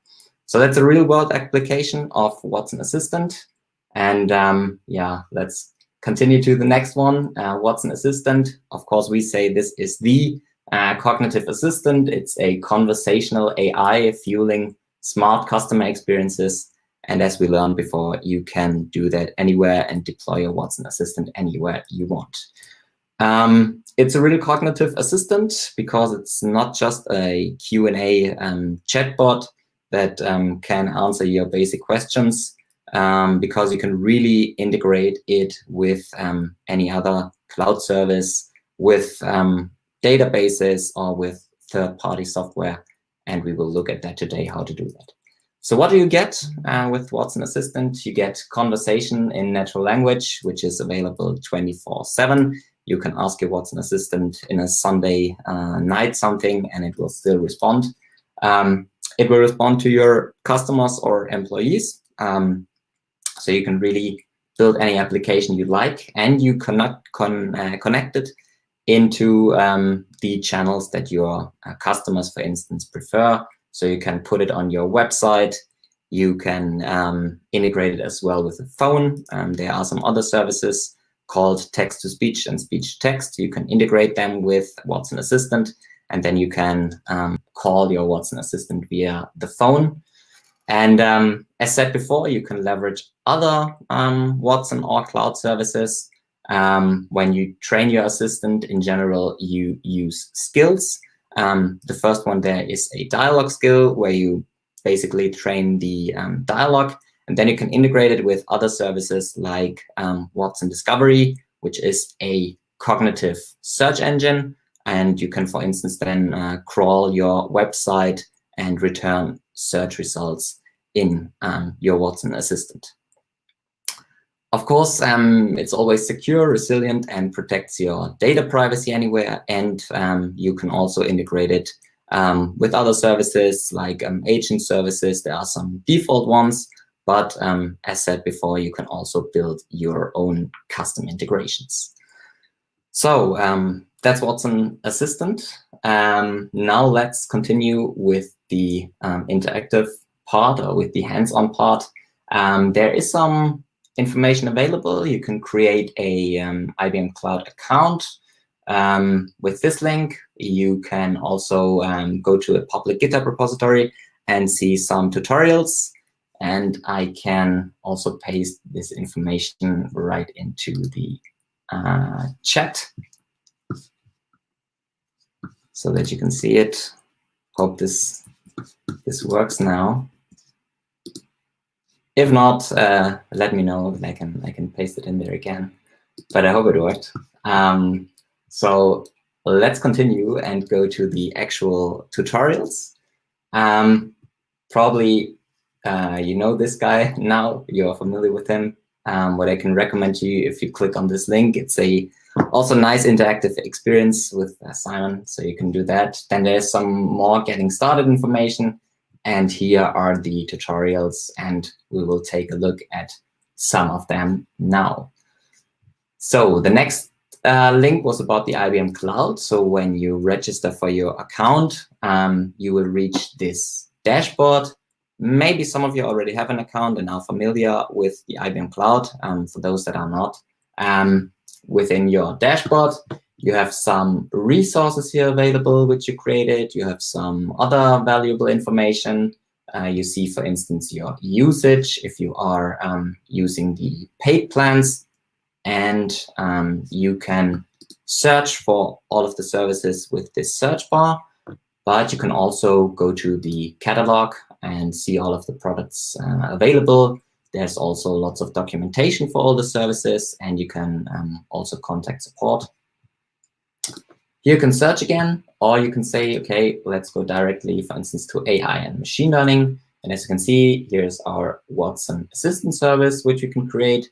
There are some other ones, like the mentioned speech-to-text and text-to-speech, or Watson Discovery services that you can create. But for now, let's stick with Watson Assistant. You can click on this service tile here and then specify some more details. For instance, you can say, I would like to deploy my instance in the Frankfurt data center. You can select a plan. There is a light plan available, as for most services, but these, of course, are limited. They are free, but limited. So, for instance, this one in monthly active users. So there are 1,000 available over here. And for the other plans, of course, you are not limited anymore. It makes sense to kind of use these services to play around, get used to Watson Assistant, or to build your demo app. And then if you go live or in production, you can switch to one of the paid plans. You can also trial these, so you can do a 30-day trial period, and you have anything available in the Plus plan with this trial. When you selected your plan, you can give your service a name. You can select a resource group. That makes sense if you have lots of services here, and to get a better overview. And then you just click the create button, and you can start with your Watson Assistant service. When you create your service, you can go back here by clicking IBM Cloud. You will reach your dashboard, or you can go directly to your resource list, and then you can from there. Here's mine. You can access your Watson Assistant service, and then click on the next page, the launch button, and then you will get redirected to your actual Watson Assistant application. So here you can click Launch Assistant. I already opened this over here, and you will reach your Watson Assistant. And you have here on the left-hand side these two menu items available, Assistants and Skills. Assistants is where you can create a new assistant and really deploy it then. There are lots of integrations available. As you can see, I already set up some of them, and here I can see my integrations. And to actually train your assistant, you go over here to Skills, and you can then click Create a New Skill, and you can choose between here Action Skill, which is kind of a new approach to building assistants. You can try that out, but for today we will look at Dialog Skill, the most used skill to build your assistant. You can also integrate Discovery, as mentioned before, via Search Skill over here. If we use the Dialog Skill and then select Next, we can here under Create Skill type our name. We can choose our language and then just say, okay, let's create our skill from scratch. We can also use a sample skill that is available, and we can upload a skill over here. So you just select your JSON file, and you start with that. Of course, then afterwards, if you created your own assistant, you can also again export the JSON file and then re-import it again. Yeah, so this is how this upload feature here works. I already created mine, so no need to create a new one, and I'll just access this service or this skill over here. Okay, so now we are here building our actual dialog skill, and there are three main building blocks: the intents, entities, and the dialog. We will look at them just in a second. There are some other features here available. Under options, you have some, for instance, webhooks. We will look at these as well. You have an analytics tab with some interesting data about the usage of your assistant. You can create versions, and you have a content catalog with some pre-configured content for your assistants. But for now, let's start with the intents. And intents are basically the aim of your user, so what they would like to say. and you configure several of these. They always start with this hashtag symbol. As you can see here, there's one capabilities, goodbye, greeting. Let's click on greeting and go deeper into it. As you can see here, there are some user examples. So you specify several user examples per intent. As you can see here, it makes sense to at least configure 5 user examples to really help Watson understand. Here are 10. So as you can see, something like hello, hey, hi, etc. So whenever these turn up from our user as input or similar input, Watson Assistant then automatically recognize, okay, this is all about greeting, and that's the aim of this user. And yeah, as you can see, there are some other ones, capabilities, locations, opening hours, etc. So yeah, this bot here is about, let's say, a shop or commerce or something like that. And it's actually about a bike shop. So you can ask Watson questions related to bikes, and you can also purchase a bike. Let's continue to the next one, entities. Over here, there are some system entities which you can use. They are pre-configured, and you can, of course, set up your own entities. And as you can see here, there's, for instance, one called bicycle. And if we click there, it gets a bit clearer what entities actually are. So they are there to slightly alter the way your Watson Assistant responds to user input. So for instance, if you have an intent called pricing, where users can ask about pricing, you could just say, okay, whenever it recognizes something about pricing, answer with our pricing list. So you can say, okay, the city bike costs that much, e-bike that much, and mountain bike that much. But when the user says, okay, I would like to know the price for the e-bike, it maybe doesn't make that much sense if you just put out the whole pricing list. Yeah, this also answers the question, but it would be much nicer, or a much nicer user experience, if your assistant would just say, okay, price for the mountain bike or e-bike or something like that is this and that. And that you can actually do with entities. So whenever it recognizes, okay, the intent is pricing and the entity value is e-bike, then just say the value for the e-bike. It's actually just like a better interactive experience. If you imagine, if you go to a hamburger restaurant or something like that, and you say, okay, how much for one cheeseburger? And the person attending you would say, okay, the hamburger is €1, the cheeseburger is €1.20, and the vegetarian burger is €2. You would also say, okay, thank you for the information, but I just asked for the cheeseburger. And here you basically want the same thing. So you want a human-like interaction with Watson Assistant as well. And that you can do with entities. So then we'll continue now to the third building block, the dialog. And here you have these dialog nodes. You can add new nodes, and Watson Assistant will actually go through there from top to bottom. So it will check the first one, see whether the condition is met, and then trigger this node. Or if not, it will go on to the next one all the way down to the bottom.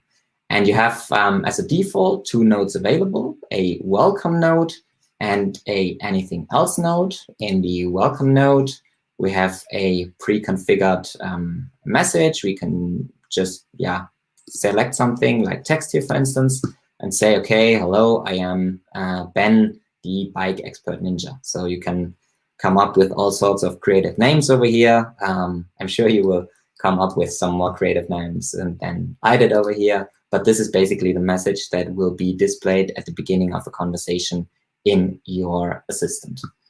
And then we have on the bottom over here, anything else. So if no condition for the other nodes here is met, it triggers this one, and it will just say something like, okay, I didn't understand. Can you try rephrasing?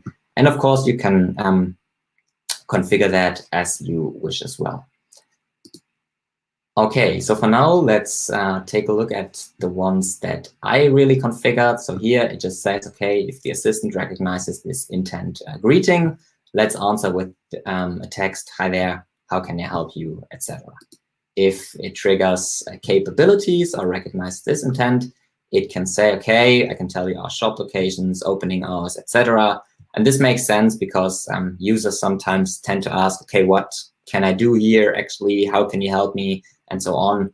And with this intent capabilities, you can provide an answer for that. Then we have some other ones, offerings. And as you can see here, I selected something different, the option list. And there are some list labels which are clickable. And when I click these, this would be like my next user input. So Watson Assistant will make sure to answer to this sentence. Then we have some further features over here on the purchase. As you can see, it gets a bit or slightly more complicated. What you can do as well is you can customize your messages, and you can enable with this switch toggle some further features like webhooks and multiple conditioned responses, or in this case, slots to gather input that you need from your user. And that's what we did here. To purchase a bike, for instance, we will check for an entity and then save it as. You can use the $sign to save it as a context variable. And if it is not present, Watson Assistant will prompt the user for this input. Yeah, there are some further ones, bell, delivery, and payment method. And then, of course, again, to answer just the other intents, locations, opening hours, etc., etc. So what you can do then, when you configured these nodes, you can click the try it button, and you can actually try it out, how it is working. And we can say here, for instance, hello, and it would trigger the greeting intent. If this was wrong, I could also change it and say, okay, it would be capabilities or locations or something like that would be a better fit. But in this case, this is just fine. Then I can ask, for instance, what can you do? And it will say, okay, this is the capabilities intent, and put out the text I configured for that. Now I can say, what are the offerings? And it will trigger the offerings node with these clickable items over here. And I could say, okay, I'll go for the mountain bike.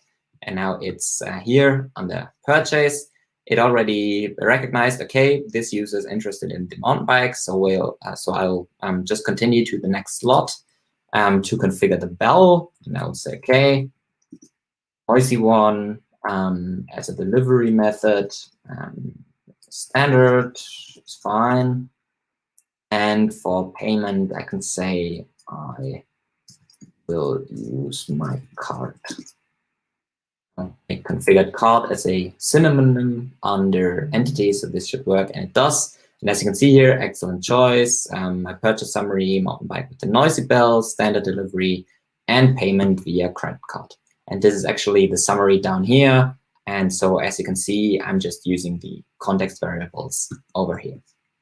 So I can say, thank you, for instance, and the goodbye intent is triggered. Over here, you can also manage context and see your configured context variables. And these could now be handed over to your ERP system or something similar. Yeah. So now when I'm happy with my training of the dialogue skill, I could say, okay, this works for me. I will go on and deploy it. I can create a new assistant. And as you can see here, my first integration, when I click there, here you can see again my dialogue skill. Now I could add a search skill as well to integrate it with discovery. But for now, this is just fine. I can select an integration. There are some here already available. The web chat, we will look at that. In a second, there's the phone integration, other third-party integrations, which are already available. You can, for instance, select messenger systems like Slack or Facebook Messenger and integrate your Watson Assistant with them.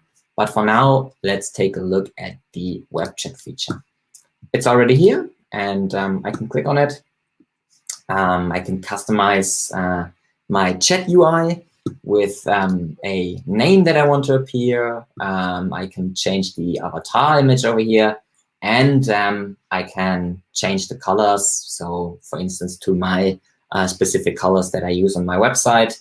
And I can also try it out here. So if I write something, you can see this is like the color for the user message bubble, and some other colors over here.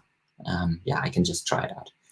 Again, if I'm happy with that, I can add some further features. There's something available called the home screen, as you can see here, with a few things to get started. You can also type something, but we will switch that off for now. You can also already set up the live agent integration with one of these services. You can add a further feature called suggestions. If your user has some problems, for instance, during the conversation, don't really know what to ask, you can use suggestions.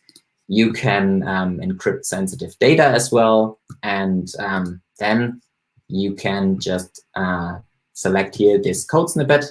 We can copy that and embed this into your website, for instance, or into your application. We will save and exit.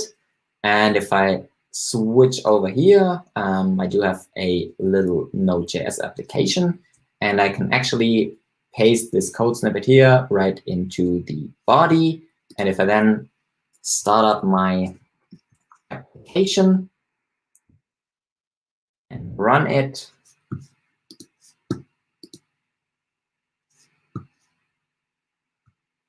and yeah, it makes also sense to save it.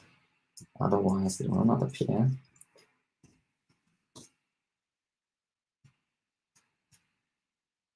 Now it should. Yeah, okay. As you can see, makes sense to save your changes. And when you click then here on this chat icon, as you can see, your pre-configured chat UI will start. And my welcome message is already displayed over here, and I can really start this conversation. And if this would be a e-commerce website for a bike shop, I could now say, okay, I would like to purchase a bike, like the e-bike or something like that, and the slots will get triggered, and the conversation can really start now. So that's how easy it is to really integrate your assistant into a website. But of course, that's not it already. We will continue with the further part, the integration of further services like databases and other third-party applications. So for that, we will go back to our skills, and we will take a look at this one over here, help desk. So the application here, or the use case, is a bit different. Imagine you could use this help desk assistant for your company, and employees could chat with it and could say, for instance, if they have an issue, a problem, or something like that, they could create a new ticket. And what we did here, actually, after configuring intents, entities, and dialog under options, we set up a webhook. And it says here, a webhook is a mechanism that allows you to call to an external program, call out to an external program. And here we can specify our request URL for an external API. And that's what we did. I set up the URL over here, and now I can send data there. And that's what we are actually going to do. So here during the during the dialog, we can create a new ticket. Watson Assistant will collect input from the user, and then this webhook here will get triggered. And as you remember, under the Customize button, I switched webhooks over here to on. And then it says, okay, what are the parameters that we are going to collect during the conversation, and then send to our configured endpoint, which is set up correctly. So we will try that. We'll give it a try and just trigger that by saying create new ticket. And then it says, all right, just some further information is required. I can start with HD for help desk. And I can say, for instance, a problem like the coffee machine is not working. For some people, that is a problem, myself included. And I can just specify an email address. Watson Assistant does not verify whether this email actually exists, so you can input what you want over here. And now it just says, okay, this is the information I collected, description and email. If this is fine, I can confirm, and that's what I'll do. And now this information gets sent to a database via webhook. It says, okay, remember your ticket number, and I will do so. And when we check our database, I have to sign in again.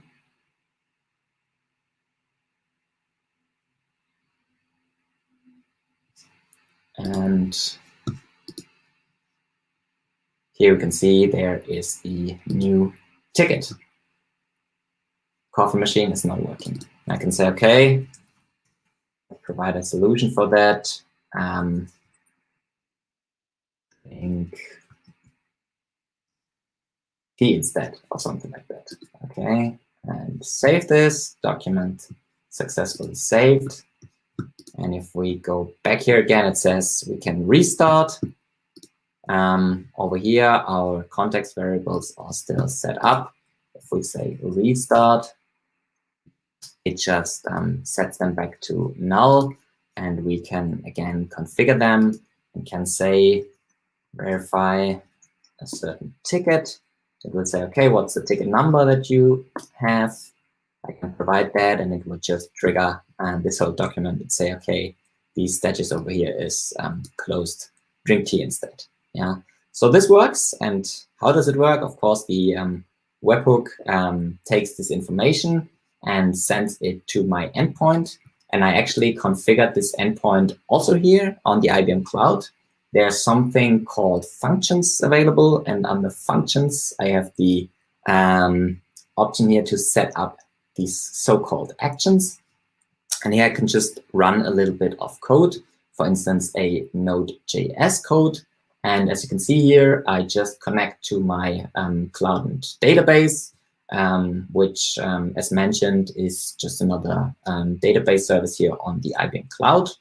I can then say, okay, these are the params that are coming from Watson Assistant via webhook. Something like the operation status, which is open for this, for any new ticket, description, and my email.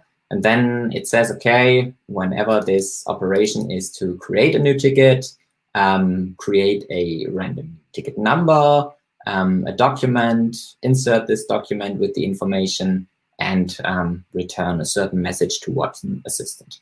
Or in case it's to verify a ticket, check for the number, fetch this document by the ID or the number, and then just return anything you've got for that, okay? So that's basically it. And of course, with webhook and or with the combination of webhooks and cloud functions, you can really connect your Watson Assistant to any other application that offers a REST API. And we do have some further examples. If we go over here to my next Watson Assistant application, there are some further skills, and we will start with this one, the Jira issue example. And let me just click for a second into my Jira project. Maybe some of you are familiar with the Jira software, a software to just track all of your sprints. So for instance, what your development team is working on. You do have these boards over here with your to-do tasks or issues, the ones that are in progress and the ones that are done.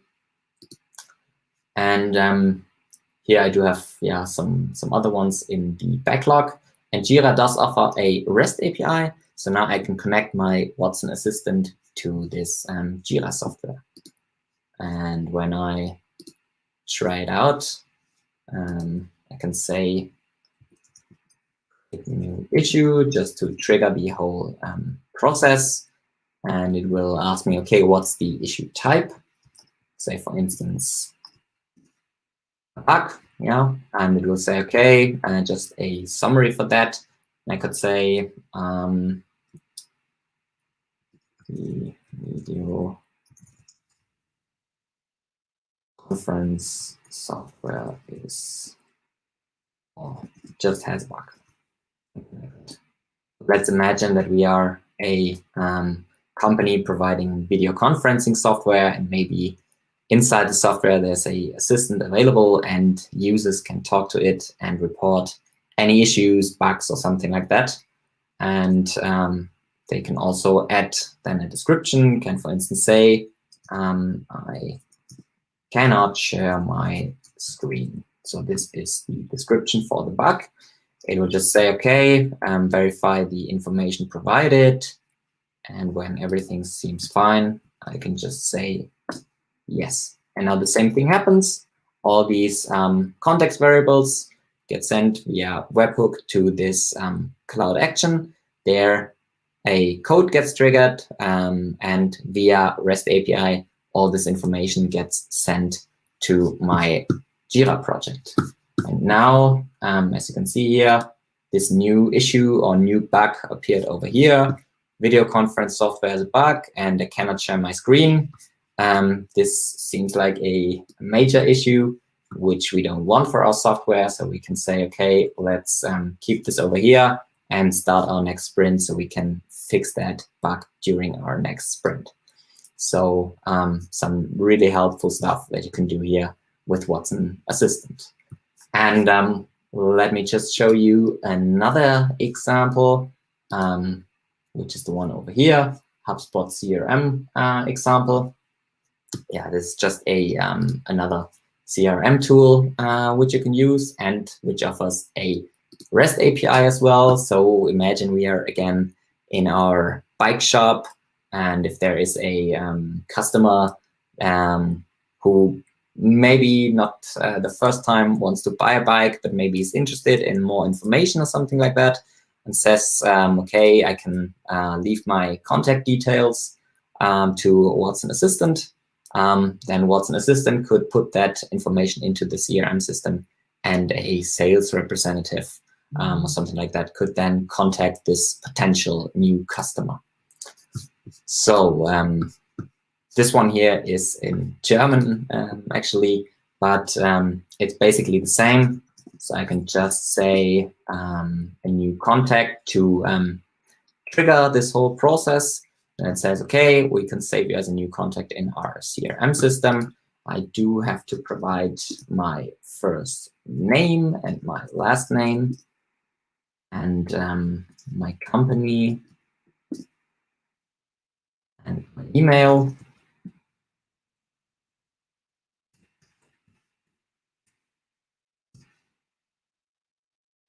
A phone number as well, so that they can call me directly. 2, 3, 4, 5, 6, 7, 8, 9, something like that. And last but not least, a website. And it's the same thing. I just verify my information quickly if I put in everything right and it seems okay, name, email, telephone, and website. So I confirm by saying yes. And again, same process, webhook to this cloud function and via REST API, everything to my CRM system. And now, as you can see, a new contact should appear. And yeah, there it is.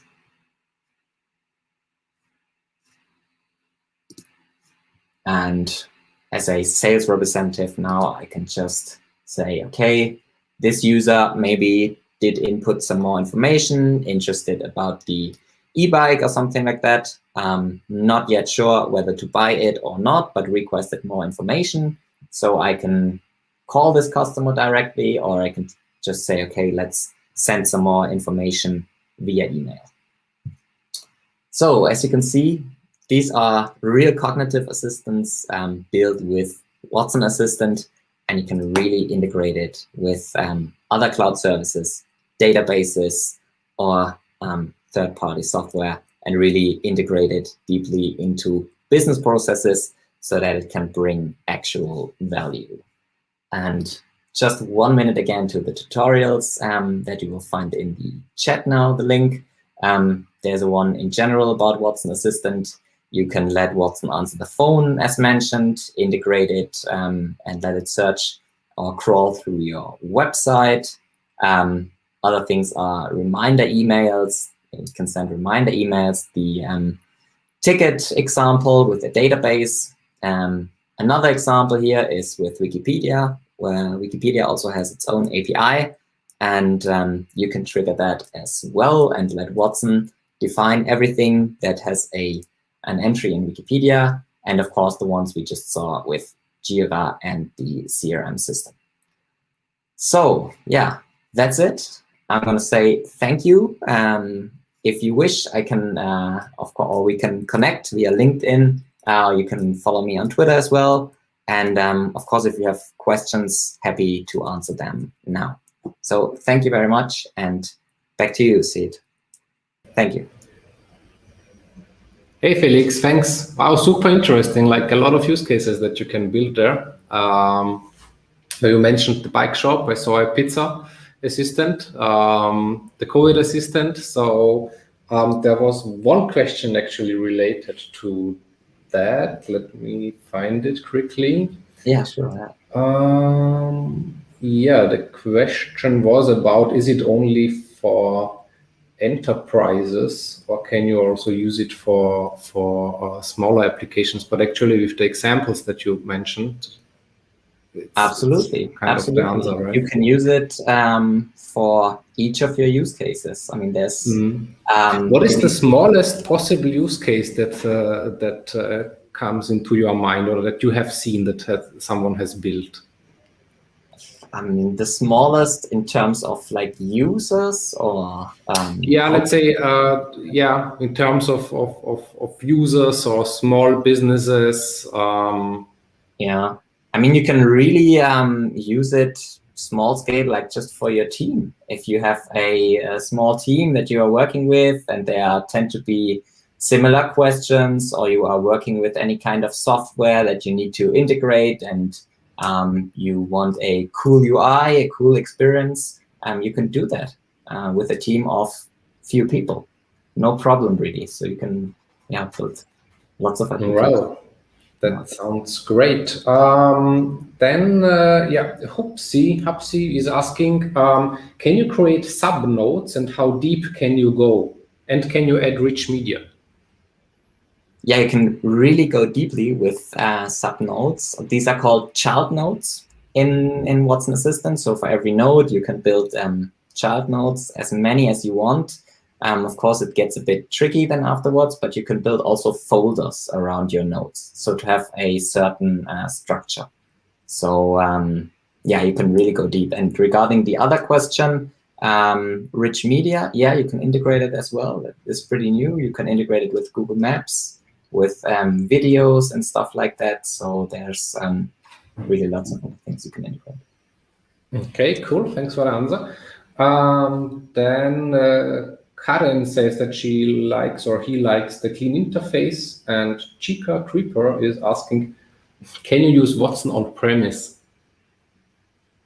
As said, yes, you can. Maybe you remember the presentation with this cartridge, with the Cloud Pack for Data on top of Red Hat OpenShift. You can really deploy it anywhere. You can deploy it on premises as well. Okay. For the ones who have joined us later in the presentation, no worries. Everything is recorded, so you will be able to also watch everything on demand on our platform again. Let's go ahead with the questions. So Seb is asking, can you integrate Watson with custom-made CRMs? I suppose yes, because of the APIs, right? Exactly. Yeah. Okay, Seb, I hope this answers your question. Göktan is asking, is there an iOS SDK? Yeah, there are iOS SDKs. There was an example actually for the Call for Code challenge. Don't know if you have heard of that. If not, you can Google it, Call for Code. And there was an example of integrating Watson Assistant with iOS. Search on developer.ibm.com. I think that it should still be. So yes. I think that even if I remember right, we might had this session with the iOS SDK in one of our talks in the first season. So maybe you would want also to look it up on our platform. There might be a session about that. I can remember something about that, and for the Call for Code as well. Yeah.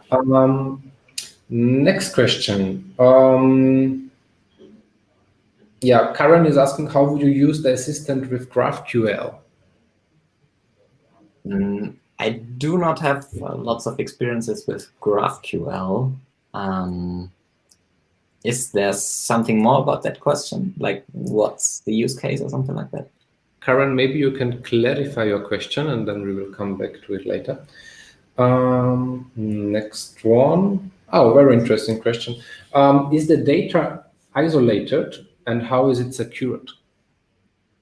Yeah, as you maybe saw, it was just a very quick part of the presentation. You have the option to encrypt data, sensitive data. You can switch that toggle on when you are creating your web chat UI. So that's possible as well. Okay, perfect. Mateusz is asking, is it possible to get some stats from users' input? For example, which bot skills are the most useful? That is actually possible. So whenever you create your skills, you have this analytics tab. And over there, you have really lots of information. You see how often which intent gets triggered. You even see the whole conversation with the user. So you can really optimize and say, okay, this intent doesn't get triggered that much. We will drop it. But there are really lots of questions triggering this anything else node, which are left unanswered. So we have to create some intents to answer this question or these questions for the users. Okay. And Mark, the guy who asked about the enterprise use, is also asking, how does the pricing work? So based on what do you actually pay the service? Yeah, good question. This is now based on monthly active users. So if you are below 1,000 monthly active users, the Lite plan is available. And on top of that, you have a Plus plan available. And it should say in the cloud, I think it's up to a few thousand users that's included with this Plus plan. So it's based on monthly active users. And if you have, for instance, one whole conversation, like this bike conversation, I would like to have this e-bike with this and that bell, pay like this, that's one active user. Okay, so one conversation. Okay, so you can have multiple conversations, but it's really only the user that matters. Exactly. Yeah. Okay, perfect. That was already the last question from the Q&A section. Let me just scroll in the chat to see if there is more. No, Maxime, as I said, the sessions are recorded. The subnodes, we had it. The child node questions, we had that already. Rich media, we had. On-premise, yes. So that's actually it. Felix, thanks for sharing your time and sharing your knowledge with us. Sounds very interesting. Maybe we try out here at WeAreDevelopers to build something based on that assistant and maybe use it for our further events. Let's stay in touch about that. I could have some nice ideas here. Sure. And so thanks again for joining and hope to see you again soon for another edition. Thank you very much for having me here. Yeah, and looking really forward to what all of the visitors here during this session are going to build. Yeah, cool. Greetings to Germany. And we are going into a very short break of roughly 9 minutes and see each other at 4 p.m. CEST again with our next session. So grab your coffee and see you in a couple of minutes. All right, thank you. Bye.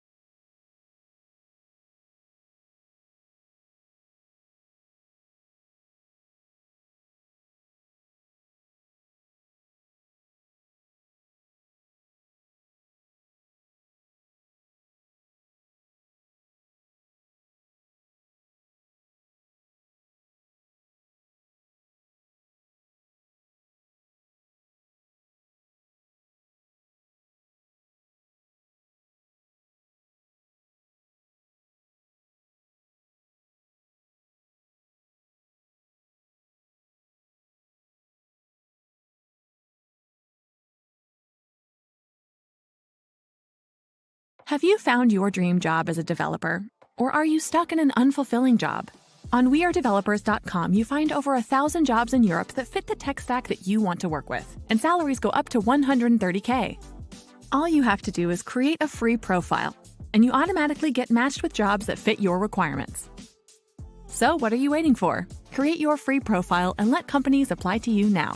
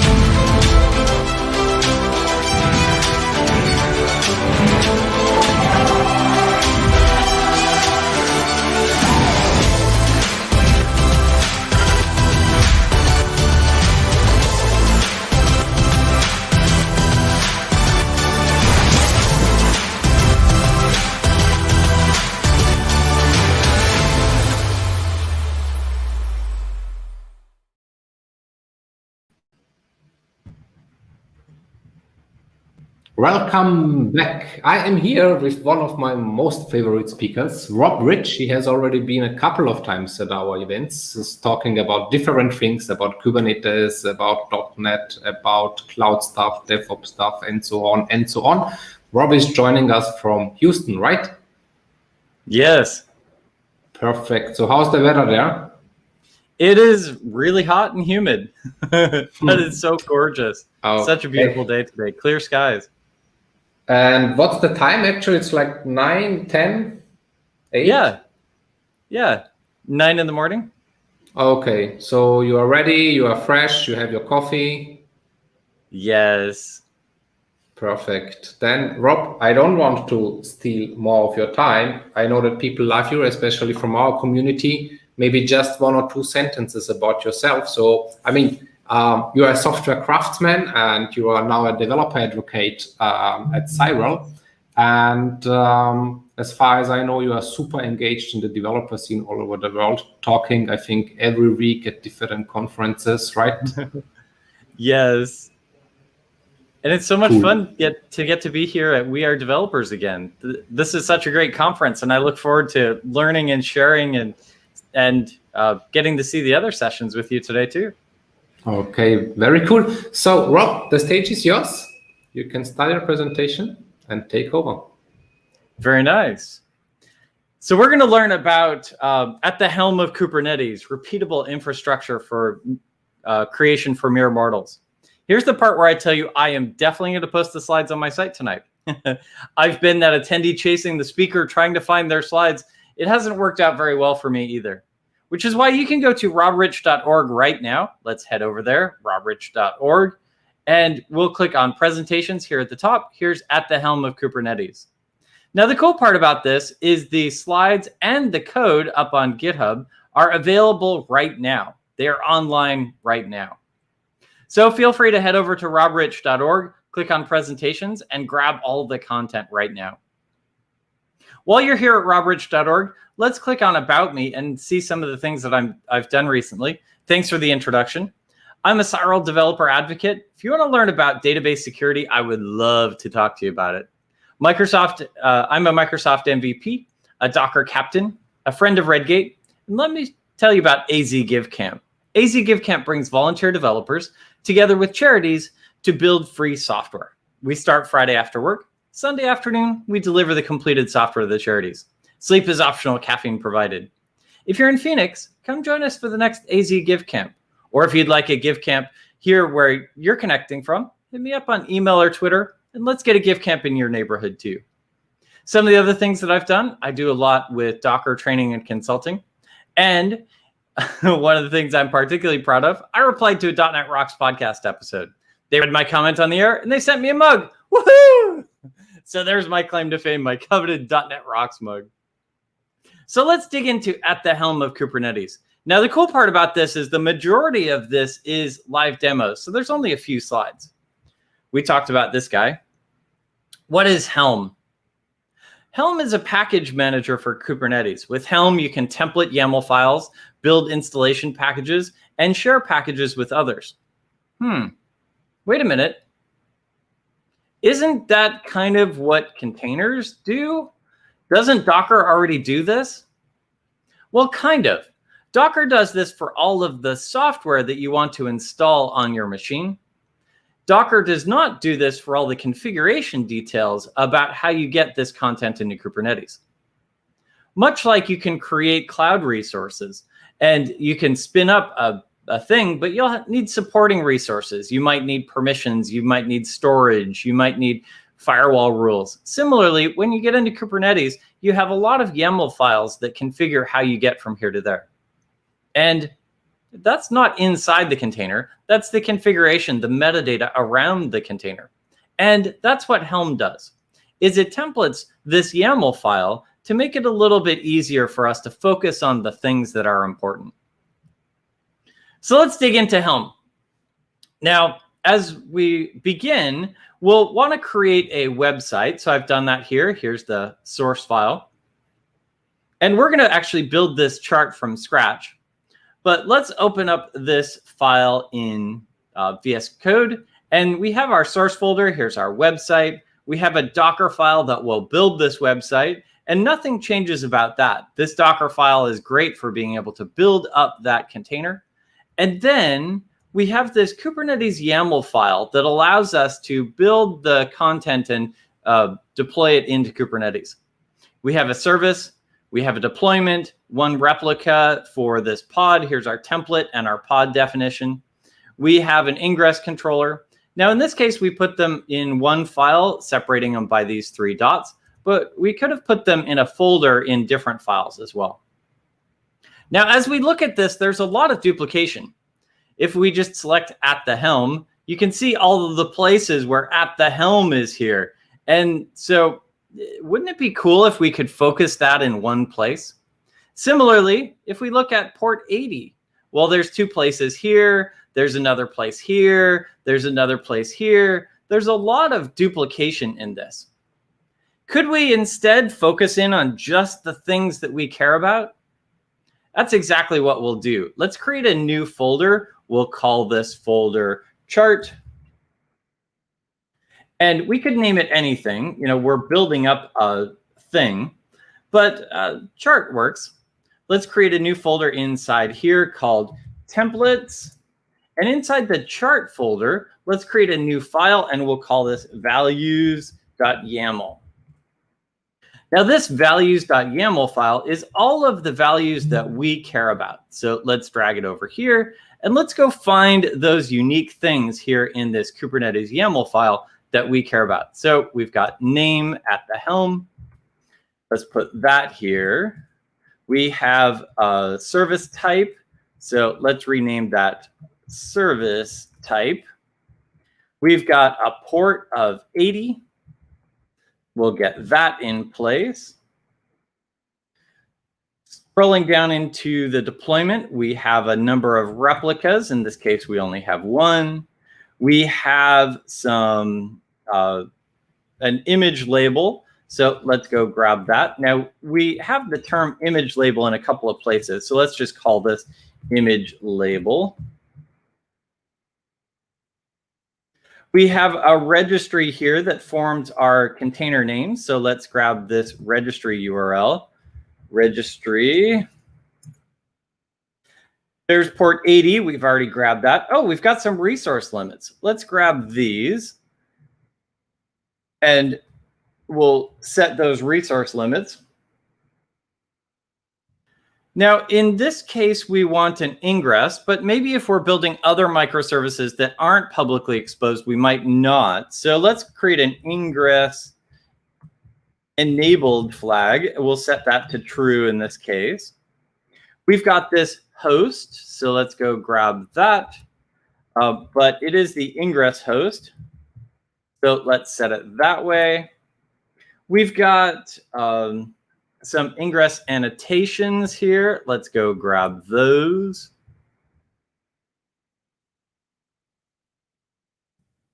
And that is all of the unique details that we care about. Okay, so we've got 14 lines of stuff compared to the 55 lines of duplication. That's pretty cool. We're doing pretty well. Now, as part of Helm, we do need to create a chart.yaml. So let's go pull that out of the project that we did last time. So I'm going to go grab chart.yaml and set that in place here in our chart. Now, chart.yaml is a cool thing that describes kind of the metadata around this chart.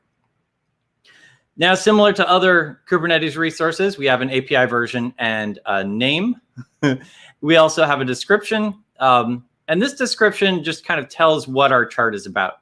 We can have 2 different types of charts, an application, one that we would deploy, and a library that we might use as a dependency for other charts. So if we have centralized logic about how to build up certain templates, we might choose to put that in a library. In this case, we're building this as an application. Now we have our chart version, and we also have our app version.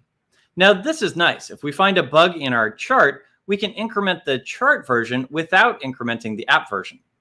Or if we're incrementing the app version, we can increment both. So that's really great to be able to separate those two versions, one that describes the version of our packaging and one that describes the version of our content. Okay, so we have this name at the helm. So let's remove that here from values.yaml. We don't need that.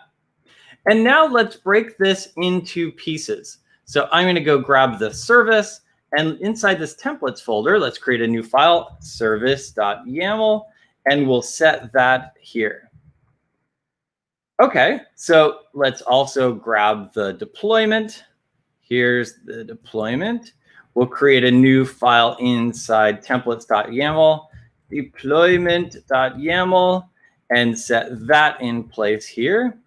Our last piece is this ingress. So let's go grab the ingress details, new folder inside the templates, a new file inside the templates folder for ingress.yaml. And let's paste that into place. And now let's start to replace the various pieces in these files with their replacement expressions from values.yaml. So I'm going to start out here. I'm going to say this is .chart.name. So that will do that replacement expression. For the port, let's say we've got .values.service type. And here we can do .values.port. And because we have the exact same value here and there, that's pretty cool. Oh, let's actually go grab chart.name right here. We can see that the majority of this service was boilerplate. That's pretty cool. Let's flip over to the deployment and do the same. So here's the chart.name. And in fact, we can go find all of the places that say at the helm and replace it with chart.name. That looks great. Let's replace this with values and replicas. I love that IntelliSense where it goes and looks in my values.yaml and helps me. That's perfect. So here we have .values.image label. Here we have the values.registry. Here we have the .values.image label. Here we'll have port. Let's come back to resources. Now this is a little bit weird. It's having difficulty understanding that this is a string. So let's just put quotes around that. There we go. Now we've got the deployment where we want. That's pretty cool. Again, a lot of metadata, a lot of duplication here. Let's flip over to ingress and do the same thing. Well, here we have .chart.name, and we'll use that in a few places, here and here. Here we'll say .values.port, and grab that in place. Here we've got .values.ingress host, and it looks like that's in place now too. Now we can create a notes.txt, so let's do that. We'll reach into the spot where we did this last and go grab that notes.txt. Now the cool part about this notes.txt is it can be templated in the same way that all of the other YAML files can be templated here with these Go templates. So thanks for installing chart.name, version, chart.version. You chose to name this in a release name. Here's some instructions, just things that I want to be able to explain to the user as they start up. Ooh, this is kind of cool. If values.ingress enabled, let's do that around our ingress as well. So here at the top of our ingress, we can say, if you've got ingress enabled, then do this. And let's end this here. And now we've got that in place. Now, let's actually do the dashes in both places. Now these dashes do white space trimming. So it won't leave a blank line here if there's no ingress enabled. That's perfect. Okay, we can do similar things for doing things like these annotations. So I want to do this as .values.resources. Nope, .values.ingress and notations. And I'm going to pipe that to an indent 4. I want to indent 4 spaces here to make sure that it's going to loop through all of these annotations and put them in the correct spot.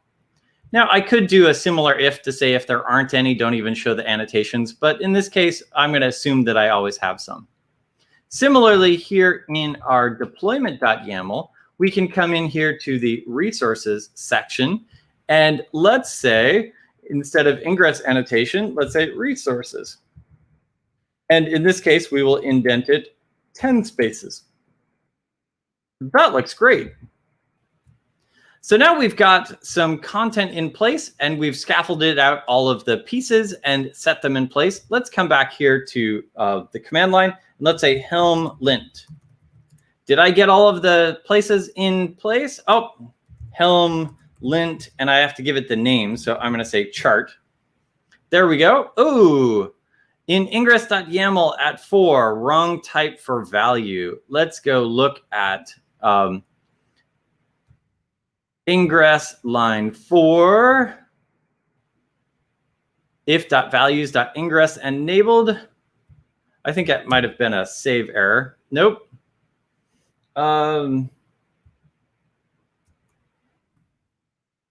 Let's paste this into place. Values, ingress annotations.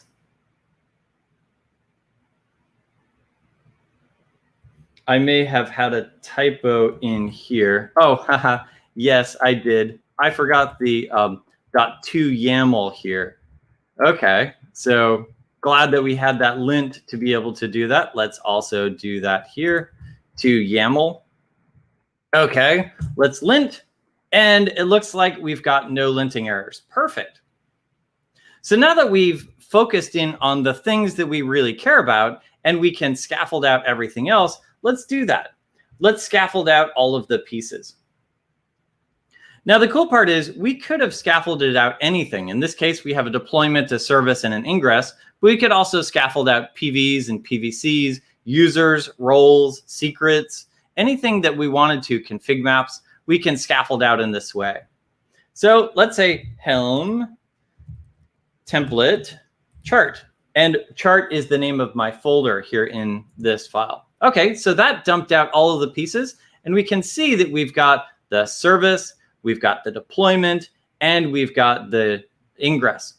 Let's do that and let's redirect it to dist.yaml. And now we have not only the original that we started with, but we also have the thing that we just created. Let's compare them and see how we did. So Helm added a few comments. We can see here's the comments that it added. Here's the Helm version on the left and our original on the right. But we can see that we've got all of the things in place. Ooh, we've got an extra line there, but we do have the quotes here, but we've got all of that in place. And I believe that we have the line there because I forgot that. There we go. Let's do that again and refresh our comparison. And now we'll see that the only difference other than these comments is the quotes around this so that it knows that that's a string. Perfect. Now that's really cool. Let's go delete this dist.yaml and let's talk about how we might use this. Now we could do, it would be nice if we could use replace these replacement expressions with interesting things, or even more, override some of these variables with details at runtime. So let's do that.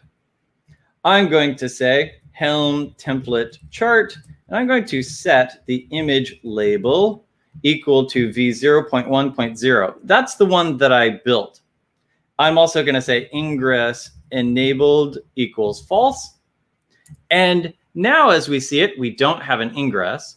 We've set the version in place. That's perfect. We've set it here as well. And so now let's run this. So I'm going to do that, setting the label to 0.1.0, ingress enabled to false.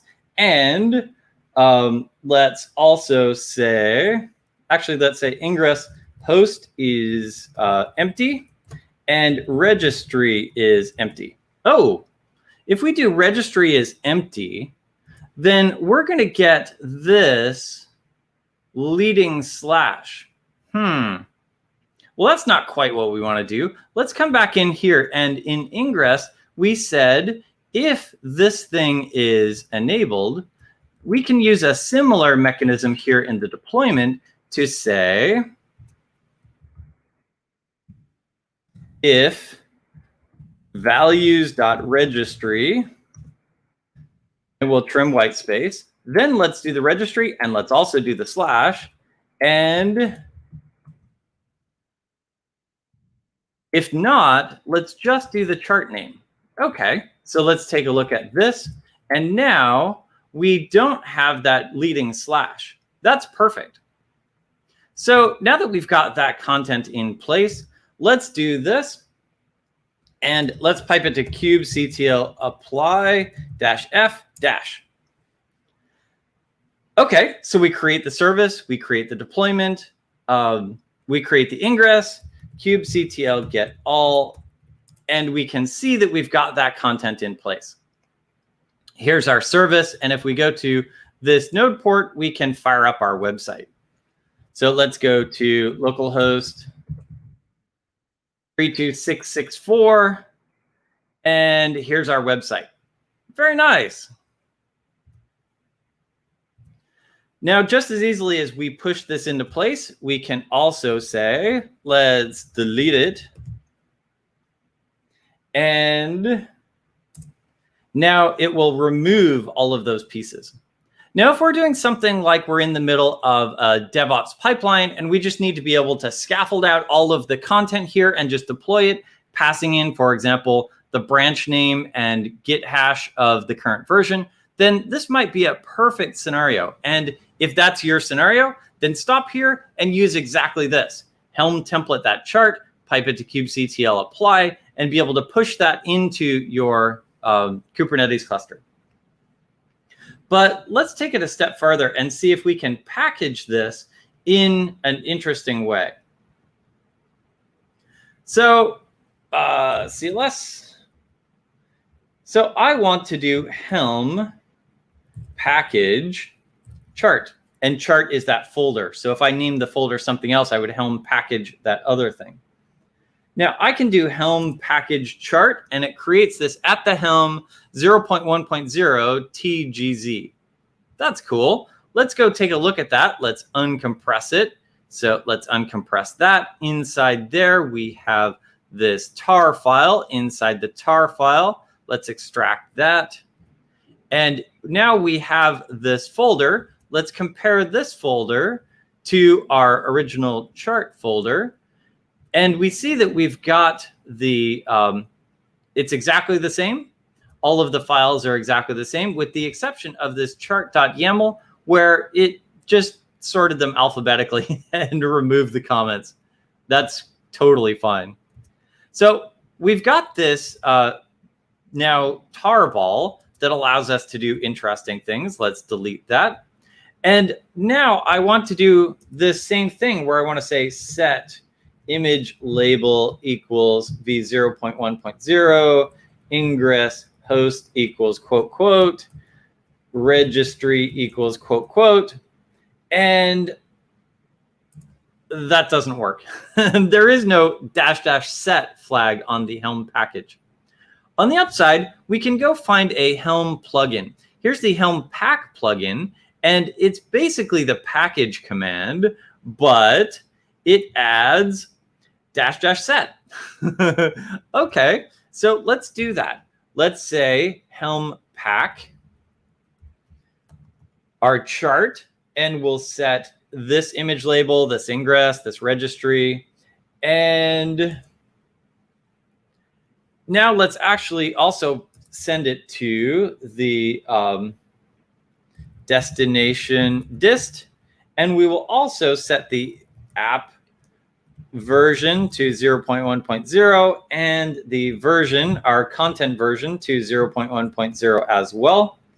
And now inside the dist folder, we have this at the Helm thing. We did actually accidentally put it there. So here, now we have that package. Here's that package, and we've set these variables in place inside that package. Okay, so let's apply that. So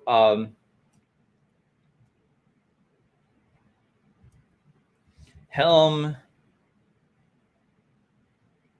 install, I'm going to name it my app. Let's install the dist folder at the Helm. And let's also set some variables here. I'm going to say ingress enabled equals false and replicas equals 2. Now, the cool part about this is it will go grab that tarball, untar it, do these replacement expressions based on the values.yaml that I have. And, oh, hey, here's my notes.txt that tells me some things about it. So let me say Helm status my app, and it shows me the it shows me that it is deployed, and then also shows me this README again. Helm get all my app, and here's all the resources that it created. So there's the YAML that it set in place. That's pretty cool. I can say Helm list, and this shows me the applications that I've got installed. So I've got my app at revision 1. And I can also say kubectl get all, and I'm also going to get ingress. We don't have ingress because we chose not to enable it. Here's my at the Helm service, my 2 pods, and it is running. That is perfect.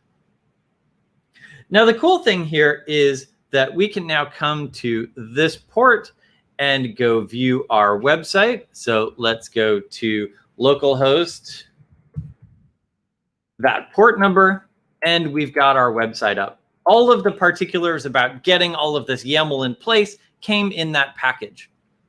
Now, this package does not replace the image. Rather, it references the image. Recall that here in our deployment.yaml, we're forming the name of the image right here. We need both the chart and the Docker image. Okay, so we've got this app installed. How would we upgrade it? Now, I could rebuild a new package, but in this case, let's presume that I've done that. And I'm going to say Helm upgrade my app, and I'll give it the path to the new thing. Now, in this case, I'm using the exact same tarball, but we could also pass a different one as well. Once I've got it upgraded, kubectl get all. If I hurry, I can see it taking down the old ones. It looks like it got it all in place real fast. Helm list. I can see that now I'm on revision 2 of this app. Now, the cool part is it will scaffold out, or it'll grab all those YAML files, set them in place. And because it's doing a kubectl apply at the end, anything that kubectl apply needs to do to change the content associated with this application, it will do. And so I can do that when I have new versions. And so if I'm in a DevOps pipeline and I just want to push this chart to a registry and then pull that chart down and update my Kubernetes YAML, I definitely can. Now, what if I want to install 2 versions of this app? Now, if I were to say Helm install my app again, then I would get name collisions with all of these things. I would have a second at the Helm service, a second at the Helm deployment. So, well, in our notes.txt, we actually showed the release name. So in my case, it would be my app. Let's use the release name in our chart to be able to make it so that we can install multiple instances at the same time. So I'm going to change the name of my service to chart name dash release name. In my selector, I'm going to say release is this release name. In my deployment, I'm also going to change my deployment name to chart name dash release name.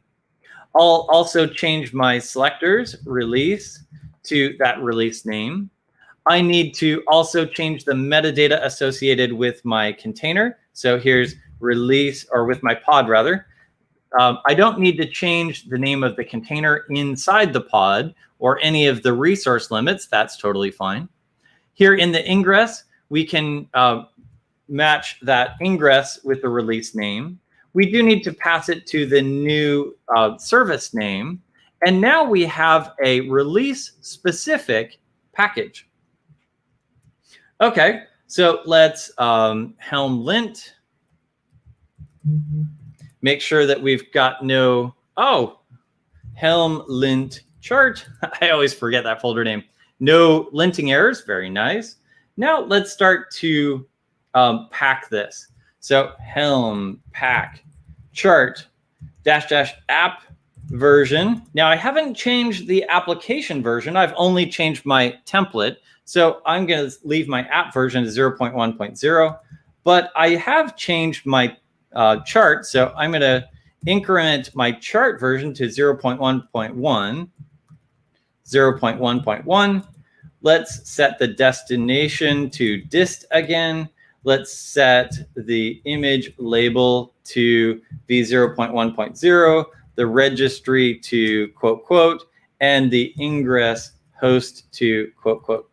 Now, I've done these a couple of times, so probably I should go in my values.yaml and set the registry and the ingress host to blank, but that's okay.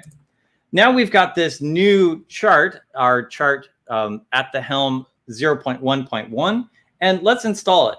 Helm install my app 2, and we will override, let's actually point it at dist at the Helm version 0.1.1, and let's set some ingress enabled equals false and replicas equals 1. Okay, so we've got that installing. And now if I say Helm list, we can see that we have both of these apps and they're both running simultaneously. kubectl get all, and we've got both of them. Now in this case, I have 2 pods for my old one pod for my new one. You can see the new naming convention that includes the release name, my old service and my new service that includes that release name. And I chose not to deploy an ingress in this one as well. That's cool. Now I can install 2 different versions of my chart in the same namespace.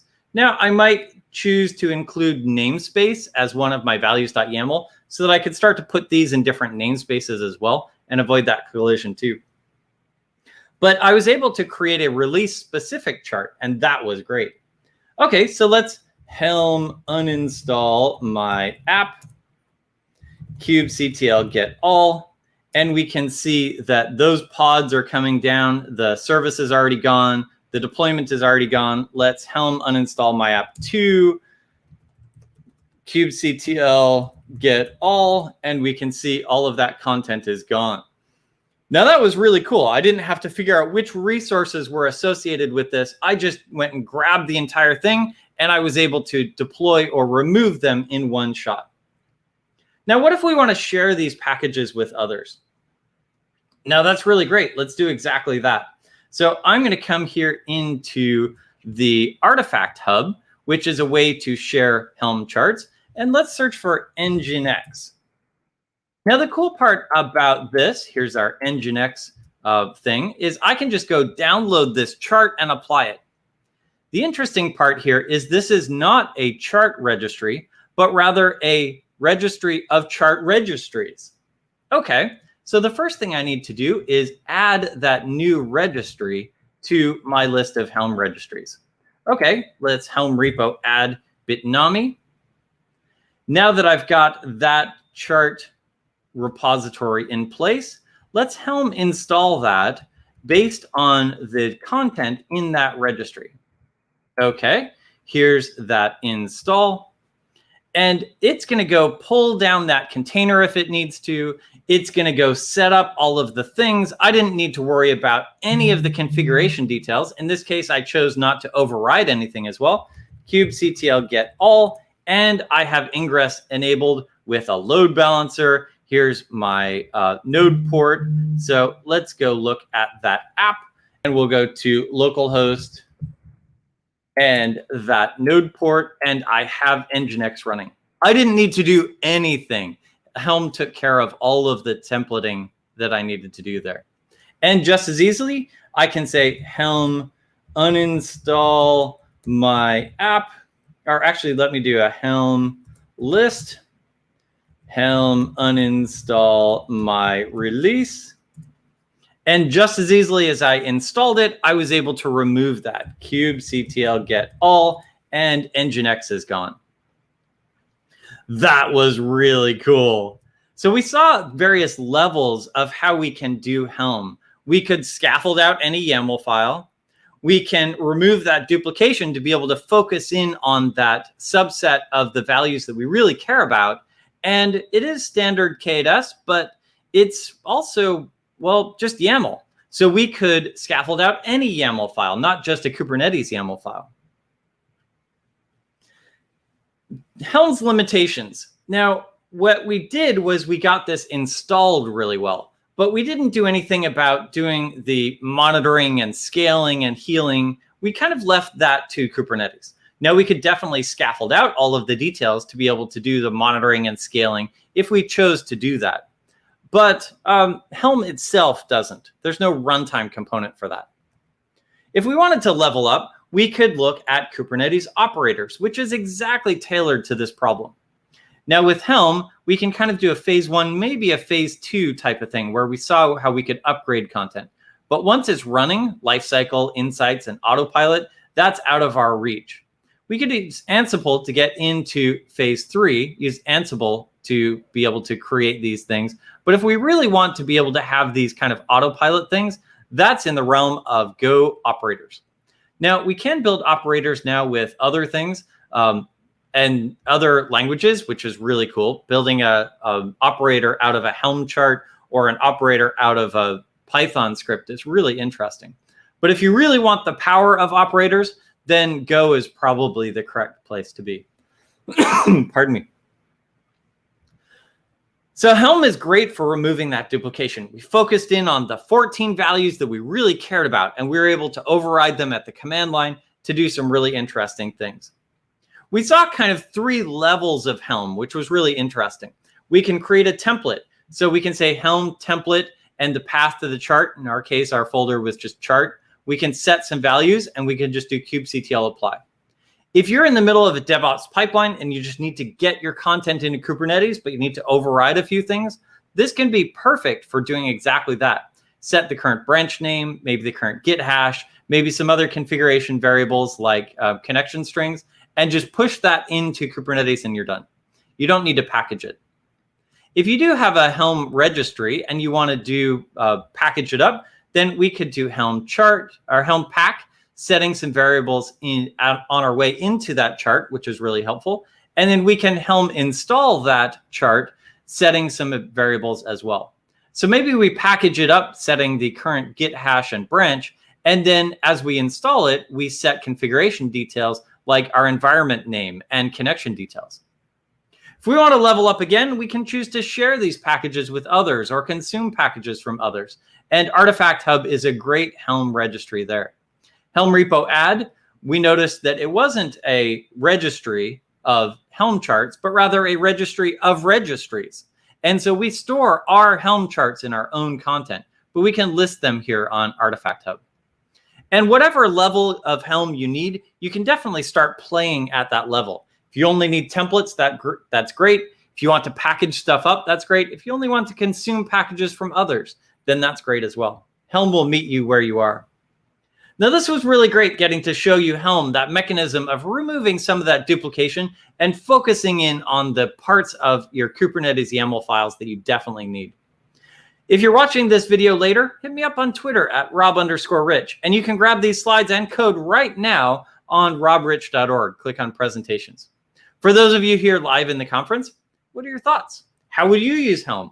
What problems have you struggled with that Helm might be a good fit for? Hi, Rob. Thank you. Thank you. Great presentation, as always. We have a lot of questions, actually. I hope we will not run out of time, but I would say let's just jump in to the first one. Most definitely. I'm excited. So let me see. So first of all, Mateusz is saying great hands-on, well explained. So congrats. Thank you. Then let's see. It's a bit mixed up in the chat and with the Q&A tool.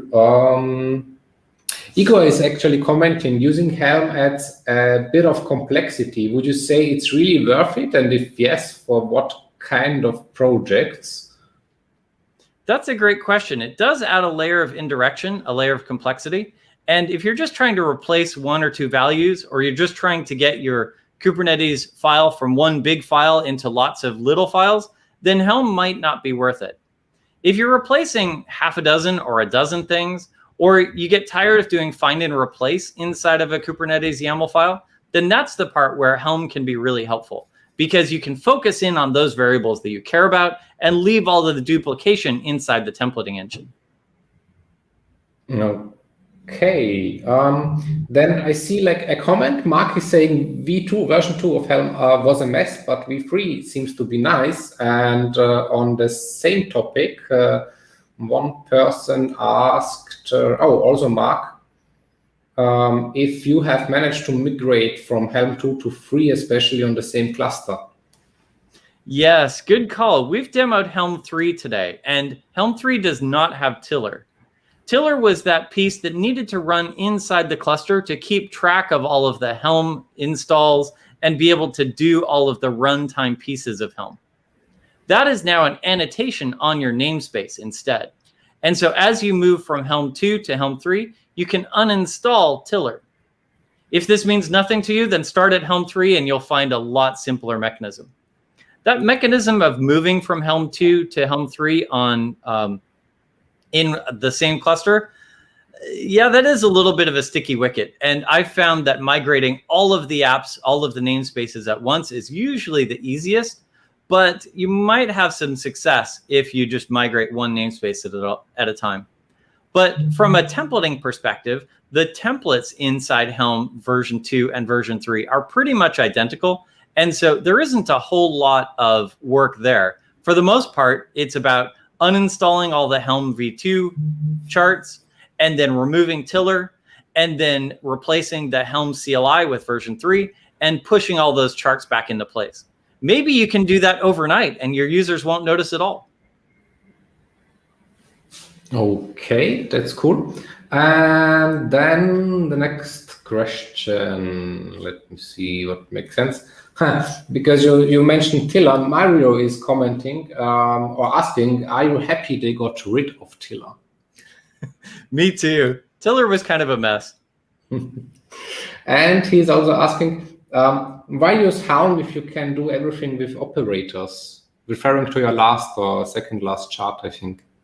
Exactly. Helm gets us to removing the duplication, but does nothing around the life cycle of our things. We could do similar things, focusing in on the values that we care about with an operator. And we can define that custom resource definition, that CRD, as part of our operator, and just have those specific values that we want. Crafting an operator is a non-trivial task, though, and being able to reconcile the YAML that the user provides with the YAML that we want to create, which now are different forms. So if you have that additional bandwidth and you can upgrade to an operator, that might be a good choice. But if you just want to get things done, you just want to remove that duplication and not focus on the complexity of building an operator, or Go isn't your language of choice, then Helm can be a great tool. You may choose to find operators created by others that are, well, close enough, in which case, yeah, skip Helm and go straight to those operators. But in those places where you have a whole lot of duplication inside of Kubernetes, you kind of want to take that into the next level, but you don't want to do all the Go pieces, then Helm can be that great middle ground tool. It's great for pragmatic things like that.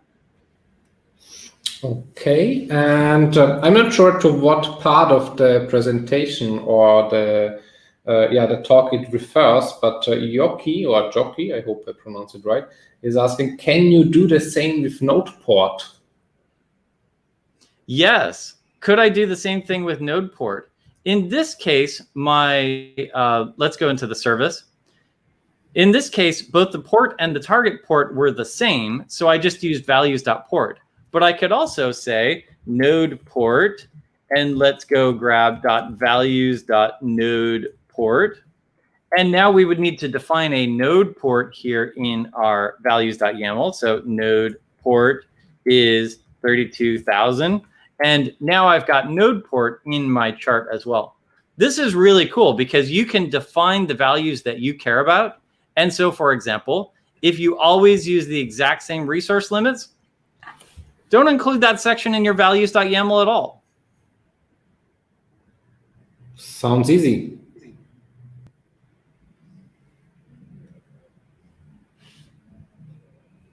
Okay. Rob, I think that's it with the questions. So I can only say again, a big thank you for joining us again at WeAreDevelopers Live. You are having another conference today, right? Yes, I'm going to head back into DevOps Days Houston. But this was so much fun getting to join you here at WeAreDevelopers Cloud Days. This is a lot of fun discussing Helm. What are you going to talk about at the event today? At the event, I'll actually do a demo of Service Mesh and do a live demo of both Istio and Linkerd. Okay, sounds interesting. I wish you good luck and enjoy it, and see you again in maybe another session. That sounds perfect. Perfect. Thanks for joining us at WeAreDevelopers. You're welcome. Bye-bye. Bye-bye. Okay, we are going into a very short break, only 12 minutes, and then we are heading to our last session, very interesting one. So stay tuned and see you in a minute.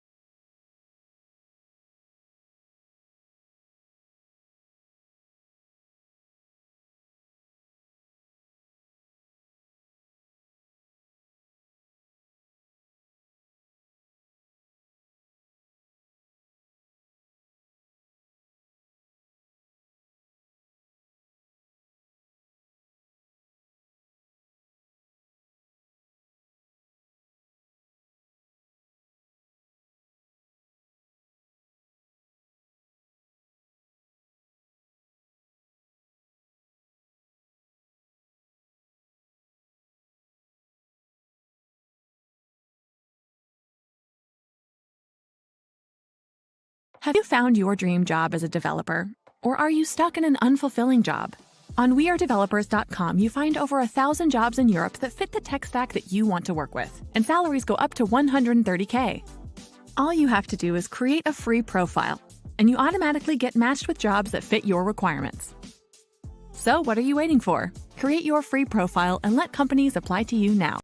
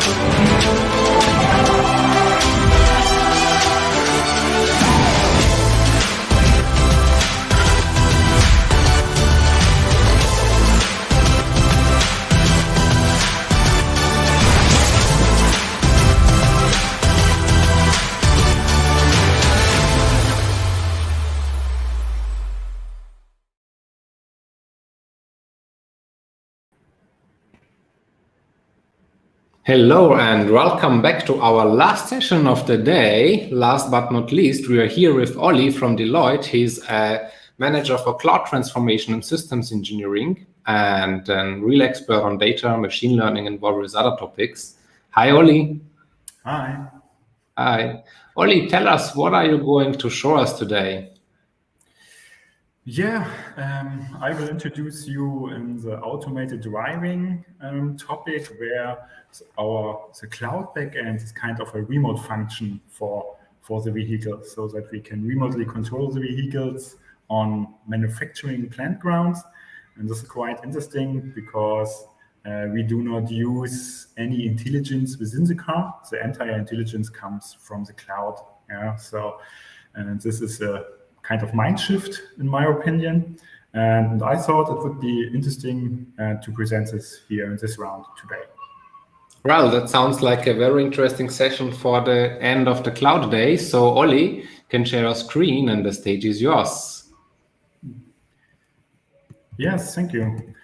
So, yeah, like I already mentioned, the topic for today is really autonomous driving on plant grounds, where we as Deloitte, Deloitte is more known as a formal consulting company, but we have a heart about engineering, in particular around AWS and other cloud vendors, where we develop different systems. My particular role within Deloitte is being a manager, but I also started as engineer, mainly for Java development, had a nice shift to the big data development within Hadoop, HBase, and all the Apache open source stack. And yeah, the time goes by, I would say, and everything goes into the cloud. It's also crucial, in particular in Germany, in Europe. We really have a kind of cloud wave in the last 2 years, and I think it will continue multiple years. And here I have selected a particular solution for you that we developed together with an automotive vendor in Germany, and yeah, which is a combination of the vehicle, yeah, that everybody is driving, yeah, on the streets, but when it comes to the actual manufacturing processes, it's already produced and manufactured, and then how does it go further? Yeah, how can we automate the process around leaving the manufacturing plant,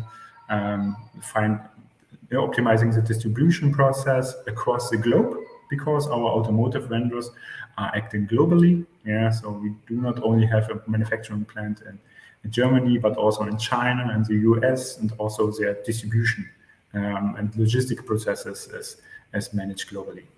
And this is, in my opinion, really interesting because we have 3 parts, which is actually the vehicle, the cloud backend, but also the manufacturing area.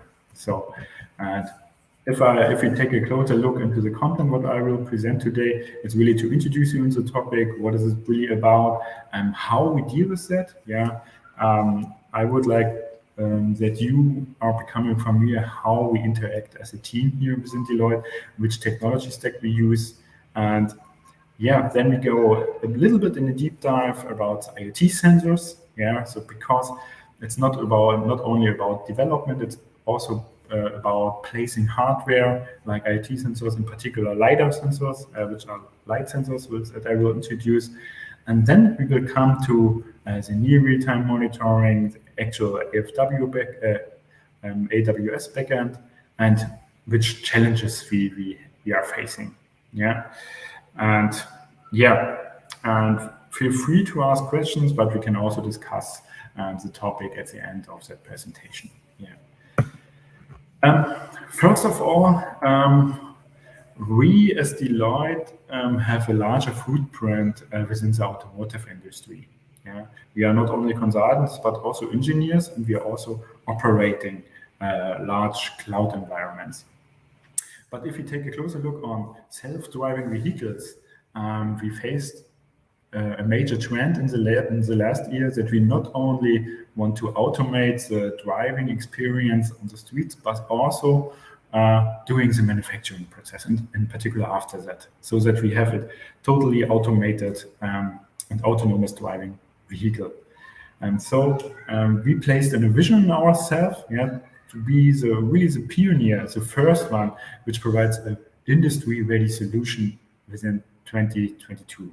Yeah, and this is quite crucial because we have large companies like Volkswagen, BMW, Daimler here in Germany, but also maybe Ford and other automotive vendors that needs to fulfill not only kind of a proof of concept where we say, okay, we can do that like that solution, but also is it really industry ready? That means to fulfill all the regulation regarding data privacy, to make the communication between the vehicle and the cloud backend secure, with encryption and so on, and really stable and reliable. Because if we have a look on the manufacturing plant, we need to control remotely over 700 vehicles to the same time. And this is a really high demand on scalability, and this is only one manufacturing plant. So if you consider all the manufacturing plants across the globe, which are 20 or 30 or just more, then you really need to control a lot of vehicles to the same time. Being that kind of pioneer really means that we need experienced colleagues, team members that are familiar with IoT sensors, with kind of AWS backend cloud technologies, but also with communication, how the vehicle communicates to the AWS backend. This is also crucial. And to make all the use of that sensor data, vehicle information, we also need to apply deep learning algorithms that you know from artificial intelligence to really recognize objects that are surrounding the vehicle, so that we can remotely control the vehicle to the right place. And therefore, we are kind of the end-to-end provider for this. And here on the right side, what you see, we have kind of major goals. The first one is to really have a kind of environmental model. I will show you one picture in the further slides, but environmental model means that we digitize the entire surrounding territory through IoT sensors, so that we can easily recognize objects, and that we not only see the driving vehicles, but also pedestrians, areas where the vehicle cannot drive, because this is really crucial, and this is the basis for the entire purpose of this application here. Then, that you already know maybe from your navigation system in your car, or maybe also your mobile phone, we need some normal routing capabilities, to drive from A to B, to provide possible paths. The difference here is compared to your mobile phone or to the navigation system really in the car, is that we really need a high precision. So we are talking about millimeters, so that we can really in a sharp way see the surrounding and calculate the routing. And the third point is having a near real-time cloud infrastructure. And that means to have a latency or a response time within 50 milliseconds. Because we have a continuous communication between the vehicle and the AWS backend. To allow, the vehicle is driving and we can react fast to change maybe the routes, to find the right place, to stop the car when some obstacles occur. And the fourth point, but is also really important, is kind of having the enterprise integration. That means we do not have only a communication from the vehicle to the backend, but also to existing SAP systems. So let's say, the vehicle is already produced, and you can take it, you can start it, and then you can automatically drive.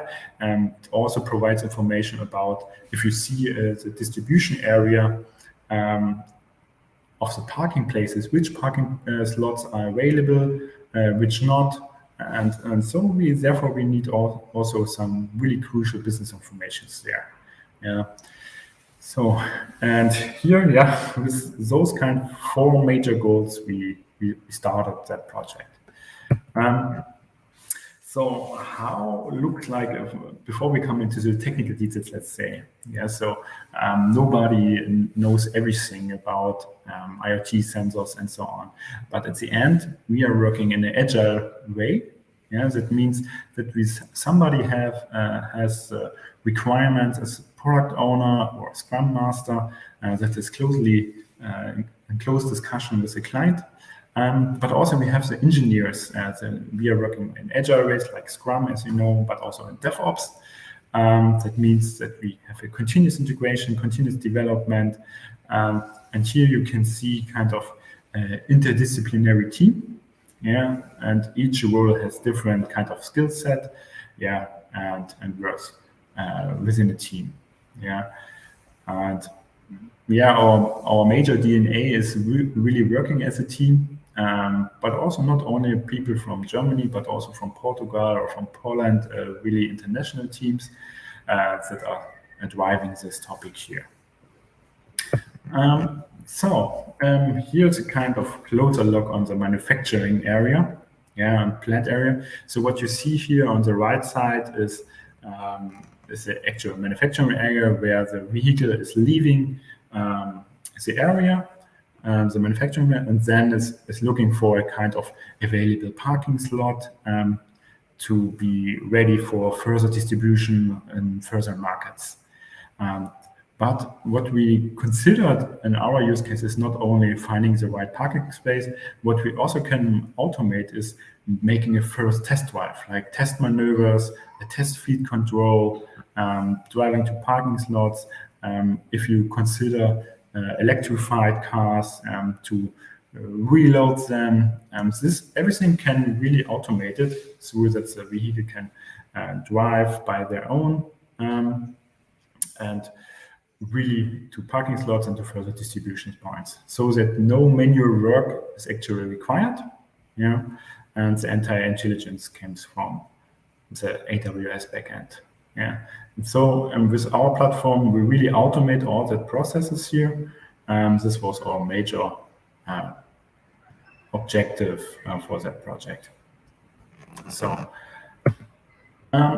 if we have a closer look on the technologies that we use, it's really starting from doing the kind of development in AWS with scripting, like Terraform, developing Lambda functions, but it's also including a lot of further tools, like you maybe know, the code versioning, so supporting the CI/CD pipeline with Jenkins, release management, so to achieve that kind of quality of the entire solution, the code quality, which is quite crucial if you develop reliable applications. What we used here in our backend and was really based on Java, with the IntelliJ IDE, and developing microservices for the entire platform that are communicating to each other through Kafka. And then we developed also a web front end for that based on Angular. And everything is hosted on AWS in different instances. We'll give you a closer look into the architecture in upcoming slides.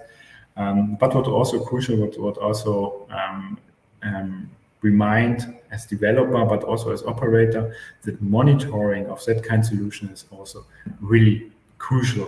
Yeah, because seeing the health state of the entire backend is crucial, but also how is the communication going with the vehicle requires really continuous monitoring based on the logs, log information, and further data.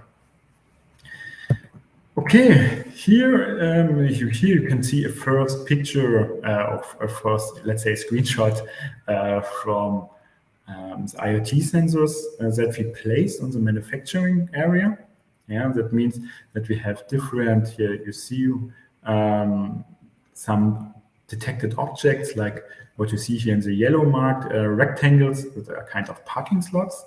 Yeah, and then here the violet green lines here are possible routes that the vehicle can drive. Yeah, and the IoT sensors are basically LiDAR sensors, which means they are sending a kind of lights in the surrounding area, and you see kind of point cloud. And then based on that point cloud, you can extract objects from that. Yeah, so which are here detected like in that green rectangles in different positions. And so here the sharpest position is here, the smallest rectangle. And then, but this is also crucial to say, okay, in which distance it is between the vehicle and the detected objects. Yeah, and this screen, what you see here, is something what we take into the AWS backend and will process further. Yeah, which means that we take all the green objects, the possible routes that the vehicle can drive. We transfer that kind of information as list of objects. Yeah, so one object is described regarding their shape, their position, and the timestamp is really crucial. Yeah, to have that kind of near real-time capability, and then to take it. Okay, is there an obstacle in the way between the route, or can we drive further? Yeah, and this is basically the environmental model what we create. Yeah, so on continuously track and process in our AWS backend. Here you can see kind of the front end, what we developed based on our UI, UX designers at first that create a kind of mock-up and wireframe. This is really kind of the web front end that we have, that the user is able to see all the driving vehicles, where the sensors are placed here with the blue and red sensor icons, so that we can also track the health state of that kind of sensors.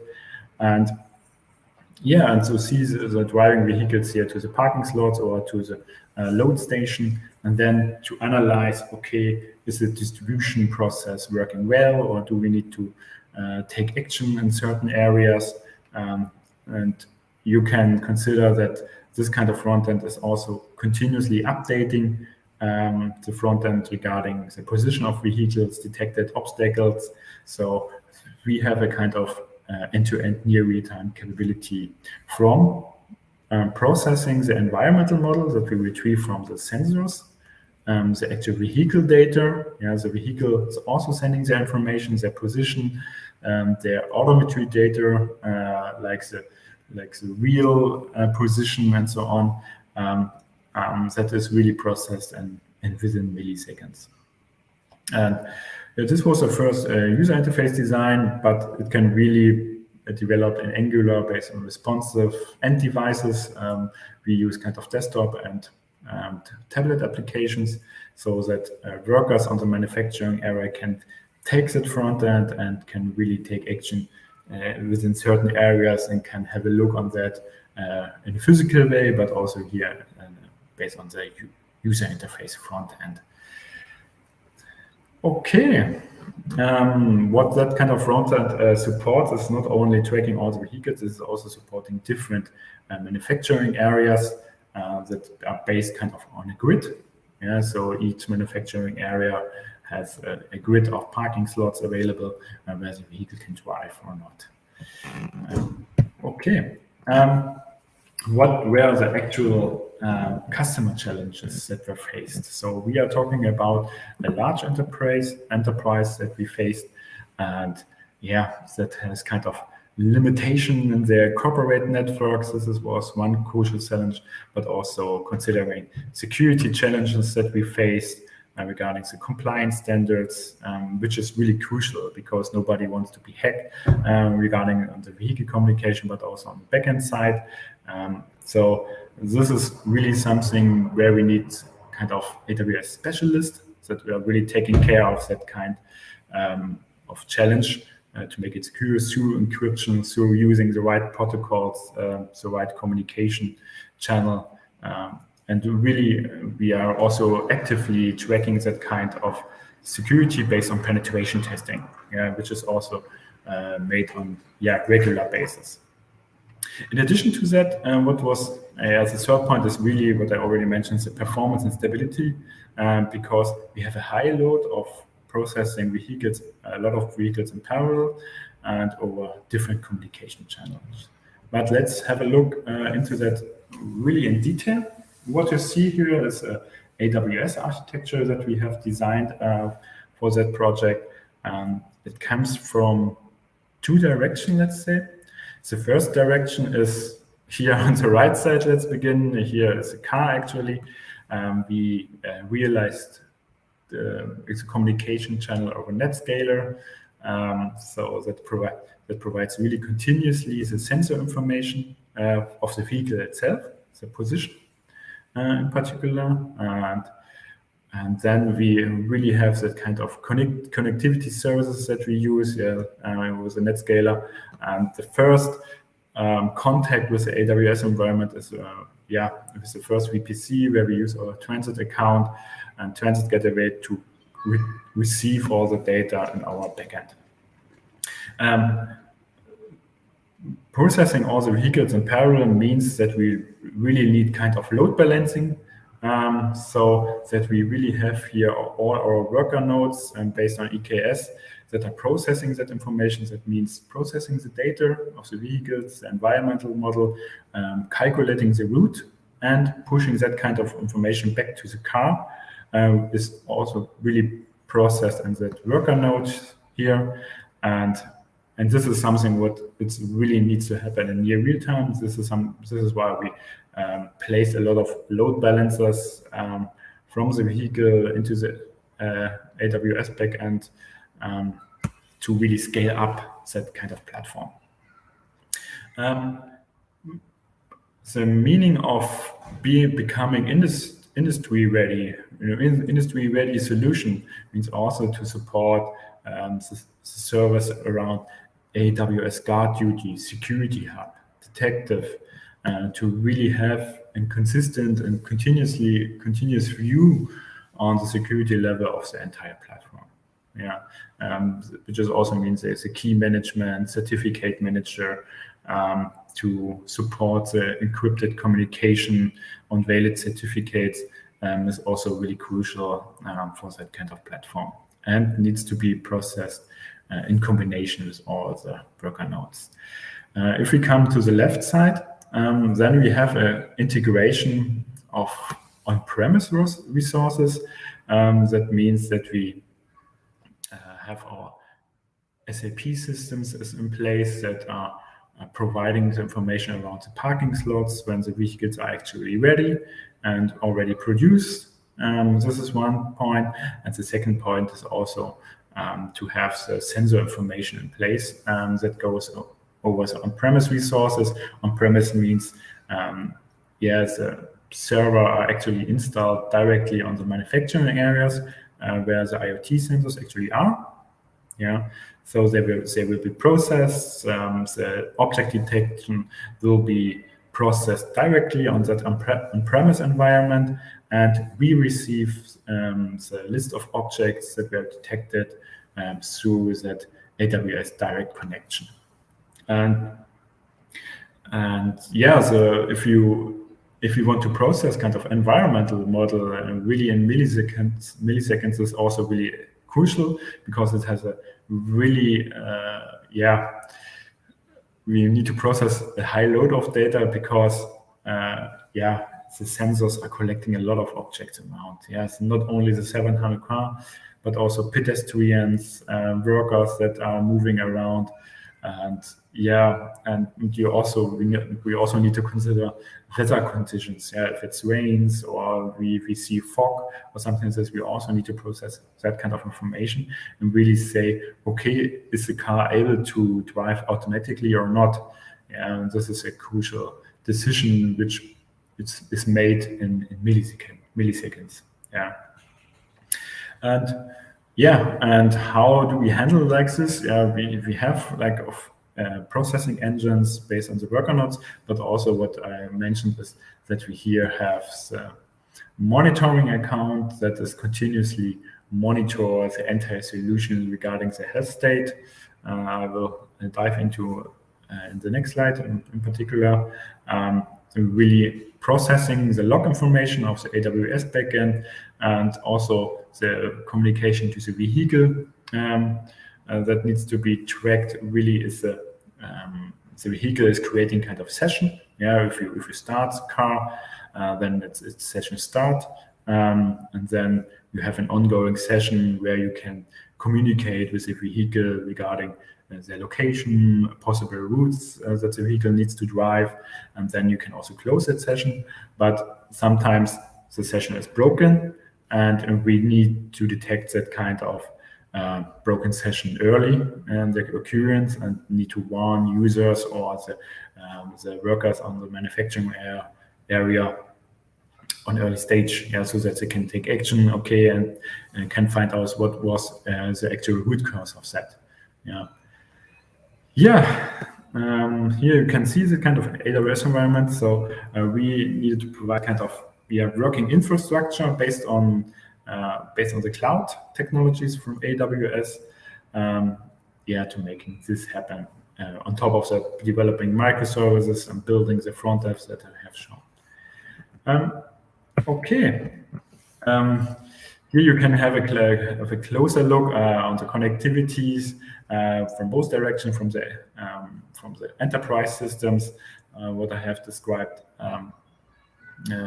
which is really doing the VPC peering and the load balancing to process the enterprise data, the business information, the parking slots, and on the right side more the connectivity to the car that we need to ensure through the transit gateway mainly.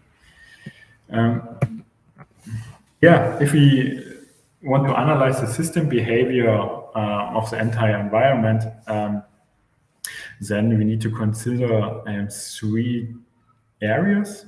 First of all, we need to define how to evaluate the health state of the AWS backend. Therefore, we can define metrics in Grafana and building a kind of front end that you see here on the right side here, that is also will be updated in near real time. And then you have Prometheus as storage to process the information from all the web services that we have, web service microservices that we have in our AWS backend, to calculate the metrics and to really have kind of view of key performance indicators to ensure the service of that platform. In addition to that, we analyze logs. Like you maybe know from Java is generating a lot of log information on different levels, info area or warnings. We collect the highest level of logs, so we collect them all and aggregate them based on the indexed search with Elasticsearch, so that we have a schema below on that, so that defines the log, how we want to extract them, and then we visualize them in Kibana. This helps us really to analyze errors and defects in our environment that are maybe coming from the vehicle, but maybe also defects occur in our backend, AWS backend, maybe microservice raised an exception or something like this. And then, so then we need to react fast and we need to analyze, because it's not about that we have kind of functional defects, that something is wrong. It's more about considering the non-functional requirements which are performance, like the load that we currently have, and that we maybe reach some limits of some microservices. And this is something what we need to detect early. And this is something what we can only analyze by the system behavior. During the runtime, doing that as a system is running continuously. And this is the most crucial topic that we face. And those kind of defects are sometimes hard to resolve, like performance issues with when the storage is reached, or then it can be really crucial and time consuming, so that we also have that. And at the end, we have also Dynatrace and Istio that we analyze each microservice regarding their health states based on their traces.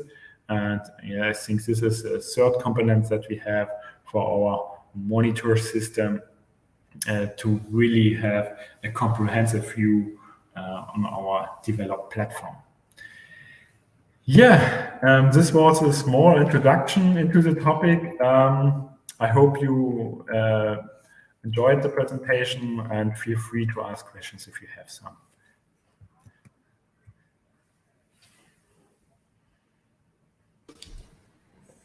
Hi, Oli. Thank you very much for the presentation. Yeah, a complex topic, but very well explained, I would say. So thank you for that. We have one question so far, but for the others, please feel free to use the Q&A for more questions. Let me check. So Lombi is asking, how much data do you generate with that system over a specific period? How much? So we are talking about terabytes. Yeah. So how much data we process depends. Yeah, where you go from. If we have the environmental models, the image information or the video conference information are pretty large. Yeah, so this is why we process them on-premise environment. So it's also really expensive to transfer all that video and image information into the AWS cloud. Therefore, we are talking about really a lot of terabytes daily, on a daily basis. Okay, that's quite a lot. Yeah. So only for one manufacturing plant. Yeah. But if the actual data that we process is more about gigabytes on a daily basis, because we are processing like JSON information. We have the JSON format about the detected objects. The vehicle information are also more structured information, so that we can process them really fast. So it's not about the size here in this matter. Yeah, it's more about the speeds that we need to achieve. So we need really tailored information so that we can process them fast. Yeah, so really within milliseconds and really on a reliable way. Yeah, this was the most crucial topic, and this is not really feasible with kind of image data. Yeah, so our main streaming pipelines were made on NetScaler, but also on Kafka as event streaming technology and framework that we used. And normally you use JSON information as data from it, so that you really can process them fast. Yeah. Okay. What would you say have been the most challenging part of the whole project? I think the most challenging part was really having. It was in the last year we really had the technical breakthrough from the vehicle to the AWS backend, which was really crucial. And I think the most challenging part was really to have it in a reliable way. You cannot imagine how many errors you occur doing not only having the technical breakthrough that it works. Okay, the vehicle is communicating to the AWS backend, so a lot of errors occur. Yeah, so normally the vehicle are communicating over a SIM card integration. Yeah, so over the LTE network, and this can broke or not really stable, and this was really crucial. I think the most crucial aspect and painful point was really that have the non-functional requirements. Yeah. Okay. And did you have like a lot of changing requirements during the process and during you start working on a project and then you start trying to build something and then you actually realize, okay, wouldn't work like that? Yeah, I think this was a major wish from client side, but also from our side. It was really about Scrum. So we are working in sprints, and we had a lot of changing requirements, because in particular when it comes to the technical breakthrough, we changed the technologies that we use. Maybe, for example, event streaming. Yeah, we tried it out with AWS Kinesis, but also with Kafka, and we reached some limits with Kinesis, so we moved to Kafka. This was more a technical requirement.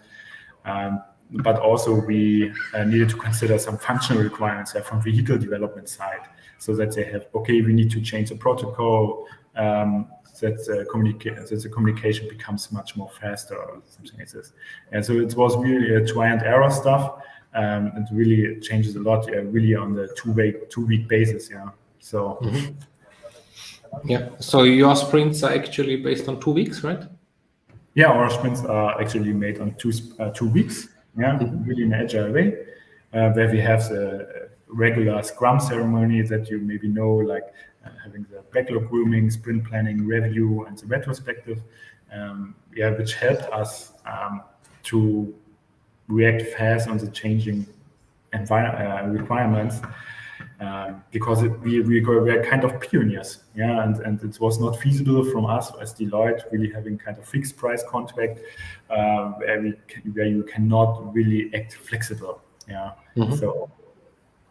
Okay, sounds interesting. Gasperi has a question. He's asking, what kind of database platform do you use for this system? Yeah, different storages that we used. I think for the near real-time capability, it was really crucial to have a key value store. So that really enables them really accessing the information based on a key and really having that available. But we also use different S3 buckets to store the information more permanently, so that we have the information more available during a time.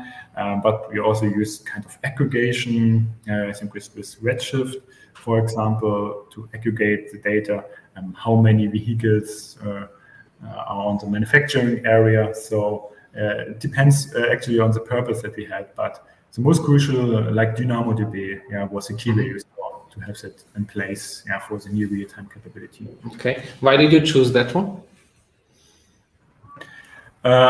It relies on AWS, and like I mentioned, you can also choose between RDS, so relational databases, but the biggest advantage is based on the key value store is that you have a certain key, which is indexed, so that it can be accessed in a really, really fast way, and we stored that kind of vehicle information behind of the possible routes, and that so that we realize kind of cache, so to process them fast, and that kind of speed or performance is not feasible with kind of relational database, so which are known like PostgreSQL as well.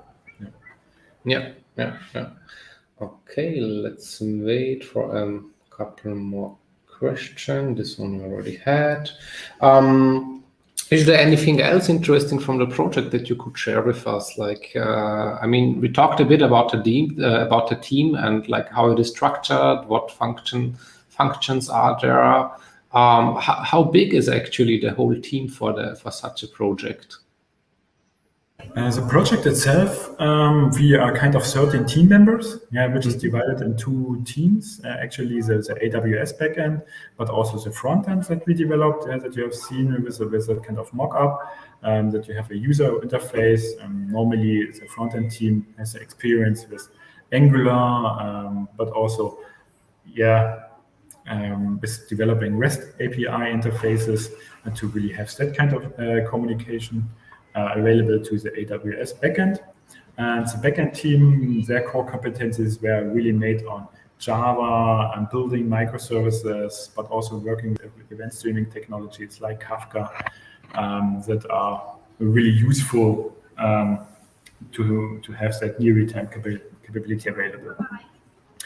And both teams must be in sync. Quasi needs to coordinate each other. So, but also we have some other stakeholders that we need to manage, like the guys from the manufacturing plants, but also from the vehicle development that say, okay, the first test drive was successful. They started the vehicle, we made the first route from A to B, and we had that kind of communication. And so on top of that, we have kind of program management, which was based on SAFe, which is also an agile method to coordinate work packages or work streams or let's say different projects in parallel in an agile way. And it's kind of different words that face to each other, because vehicle development is normally really slow, because you cannot change things on the vehicle really fast because it needs to be reliable, secure, and so they have a much longer release plan, I would say, and are normally working based on the waterfall model. And this is also coming into conflicts if you work in an agile way. and also the manufacturing area. So if you want to ramp up a new infrastructure like LiDAR sensors, it's really not going in that agile way. It takes a lot of time, a lot of approvals that you need from different stakeholders to make this kind of solution happen. Yeah. So you need to manage different cultures, so across the entire project. Well, that's the fun part again, right? Yeah, definitely. Yeah. I mean, when we talk about microservices and software architecture in general, as you mentioned, what do you think about, there was back a time a few years ago when everyone was moving from monoliths to microservices. And nowadays, you again kind of have a trend of moving back to monoliths in a lot of projects. So what's your personal take on that? Yeah, I come from the generation where we developed a kind of monolithical application. So we planned a lot in advance, so that we had a clear target picture of the entire architecture and platform. And so it was good to see how the platform looks like, and also regarding the functionality. But it was a bit harder to scale up that kind of applications. I developed a couple of applications around big data and or business intelligence application where you need to handle a huge load of data. And if your system design was considered to a certain amount of data, you came really into struggles to scale up. And normally you need an entire redesign from the ETL process or data warehousing. And I think the microservice way is really to say, okay, based on the domain-driven design, which is really one of the major design principles behind this, that you really place a certain business logic and technical logic into one microservices, which includes the functionality, the processing, the storage, and then it really can be managed really on a granular level, and you can really scale up. And if you want to put multiple instances of that microservices, but there are even more to manage during the operations, because it's easy to scale up and scale down. But to have really a stable version, is it really reliable? Becoming more complex, you need like service mesh or Istio frameworks to really have that kind of overview. And you really need to analyze more the system behavior compared to the monolithic application. Because it's and also the requirements maybe. I mean, you don't need for every bit a microservice and that complexity. So I think it also depends a lot on what you want to achieve, right? And what needs to be maintainable and so on, and what needs to scale and what not. And the one of the biggest advantage was considering the microservice, not only for that platform here but if you consider microservice for business applications, the reusability has also increased. You can use microservices for different purposes, business use cases. This was also something what is maybe better to a kind of monolithic application where you developed redundant code or multiple same code artifacts for different purposes. We have another question coming in, the last one for today. It's an interesting topic, it's about security. Maybe we can talk a bit about the security aspect of the project, but in general about security in public transportation, what security protocols could be used and so on. I think the communication between the vehicle and the AWS backend used a two-way DTLS communication based on OpenSSL. But we can assure you that we used a custom encryption algorithm. So for that kind of communication, so that this is really kind of encrypted based on a handshake. So that the first thing is, does the vehicle has a valid certificate? And then when the session is starting, then the AWS backend, and the vehicle is doing a handshake based on keys that were managed centrally from the AWS backend, and one key has the vehicle itself. And that kind of encryption algorithm was developed individually in our environment to have really the highest level of security. Yeah, but based on open source technologies, actually. Yeah, so well, that's cool. Yeah. Okay, Oliver, that was the last question. So maybe from my side, your chance to promote it a bit. Are you looking for colleagues? Yeah, definitely. Everyone is looking for developers, right? So for developers in particular, Java developers, people that would like to know more about the AWS technologies that we use. So I think you can imagine all the areas developing microservice, what you mentioned, or if somebody is more interested in monitoring or operating a system. So we are looking for people in different stages, like students, graduates, but also more experienced people that join our sessions. One of the big advantages is that you can, during the pandemic, we also can work remotely, but this is also possible without that pandemic. We have locations in all, I think, major cities, not only in Germany, but also in Europe. So I'm from Berlin, but we also have Munich, Stuttgart, Frankfurt. So, and this is also... Okay. And can you actually choose in which location you would like to work from? Okay. Yeah. Oh, that's cool.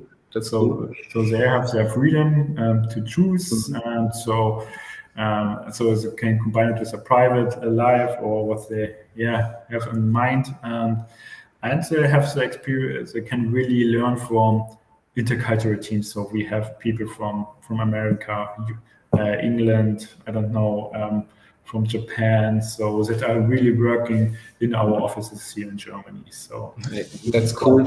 How do you get the projects there? Like if someone new joins and so on, how do the first steps look like, and how does the decision making work in terms of what project you will work on and so on? Here we are really flexible.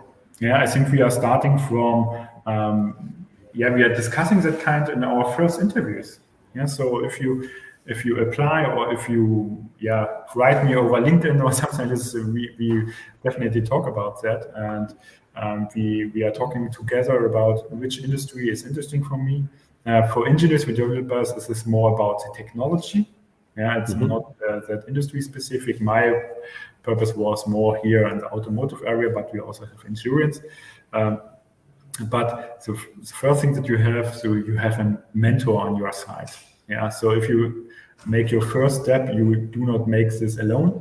You have a mentor that really is really close to you in your daily business, and then you become familiar with our department, with the people that are surround you, and we are talking to each other and really find the right place for you for the first project.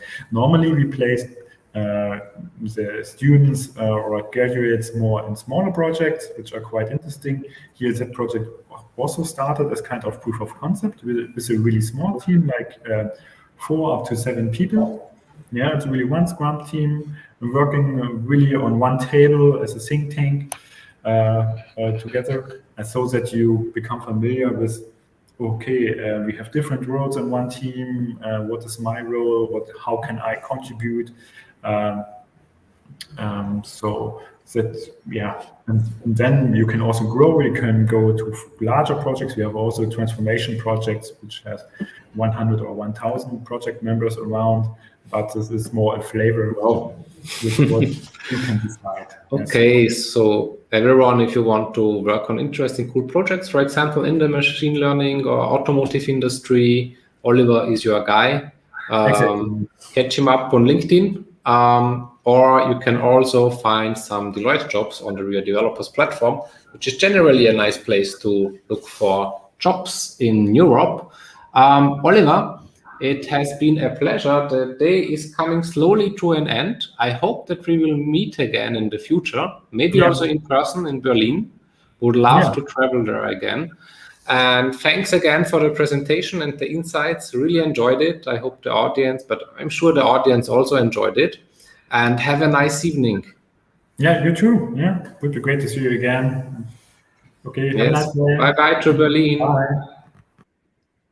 Okay, and with that, we are closing our WeAreDevelopers Live Cloud Day. It was super interesting with cool people, cool sessions, cool speakers, and thanks also for being such engaged in the chat and in the Q&A.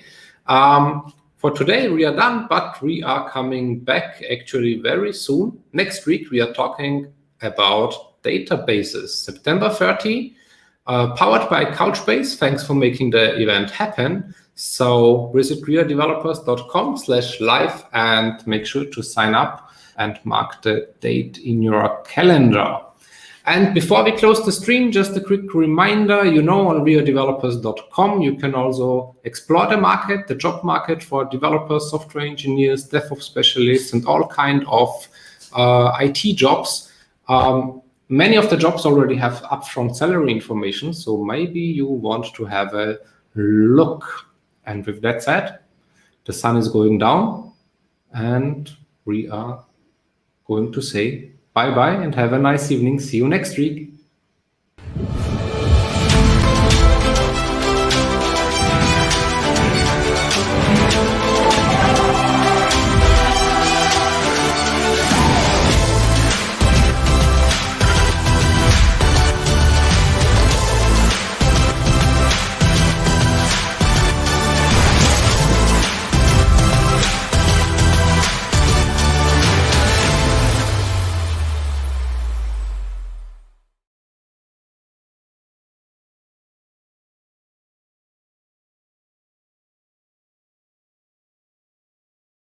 Have you found your dream job as a developer? Or are you stuck in an unfulfilling job? On WeAreDevelopers.com, you find over 1,000 jobs in Europe that fit the tech stack that you want to work with, and salaries go up to $130K. All you have to do is create a free profile, and you automatically get matched with jobs that fit your requirements. So what are you waiting for? Create your free profile and let companies apply to you now.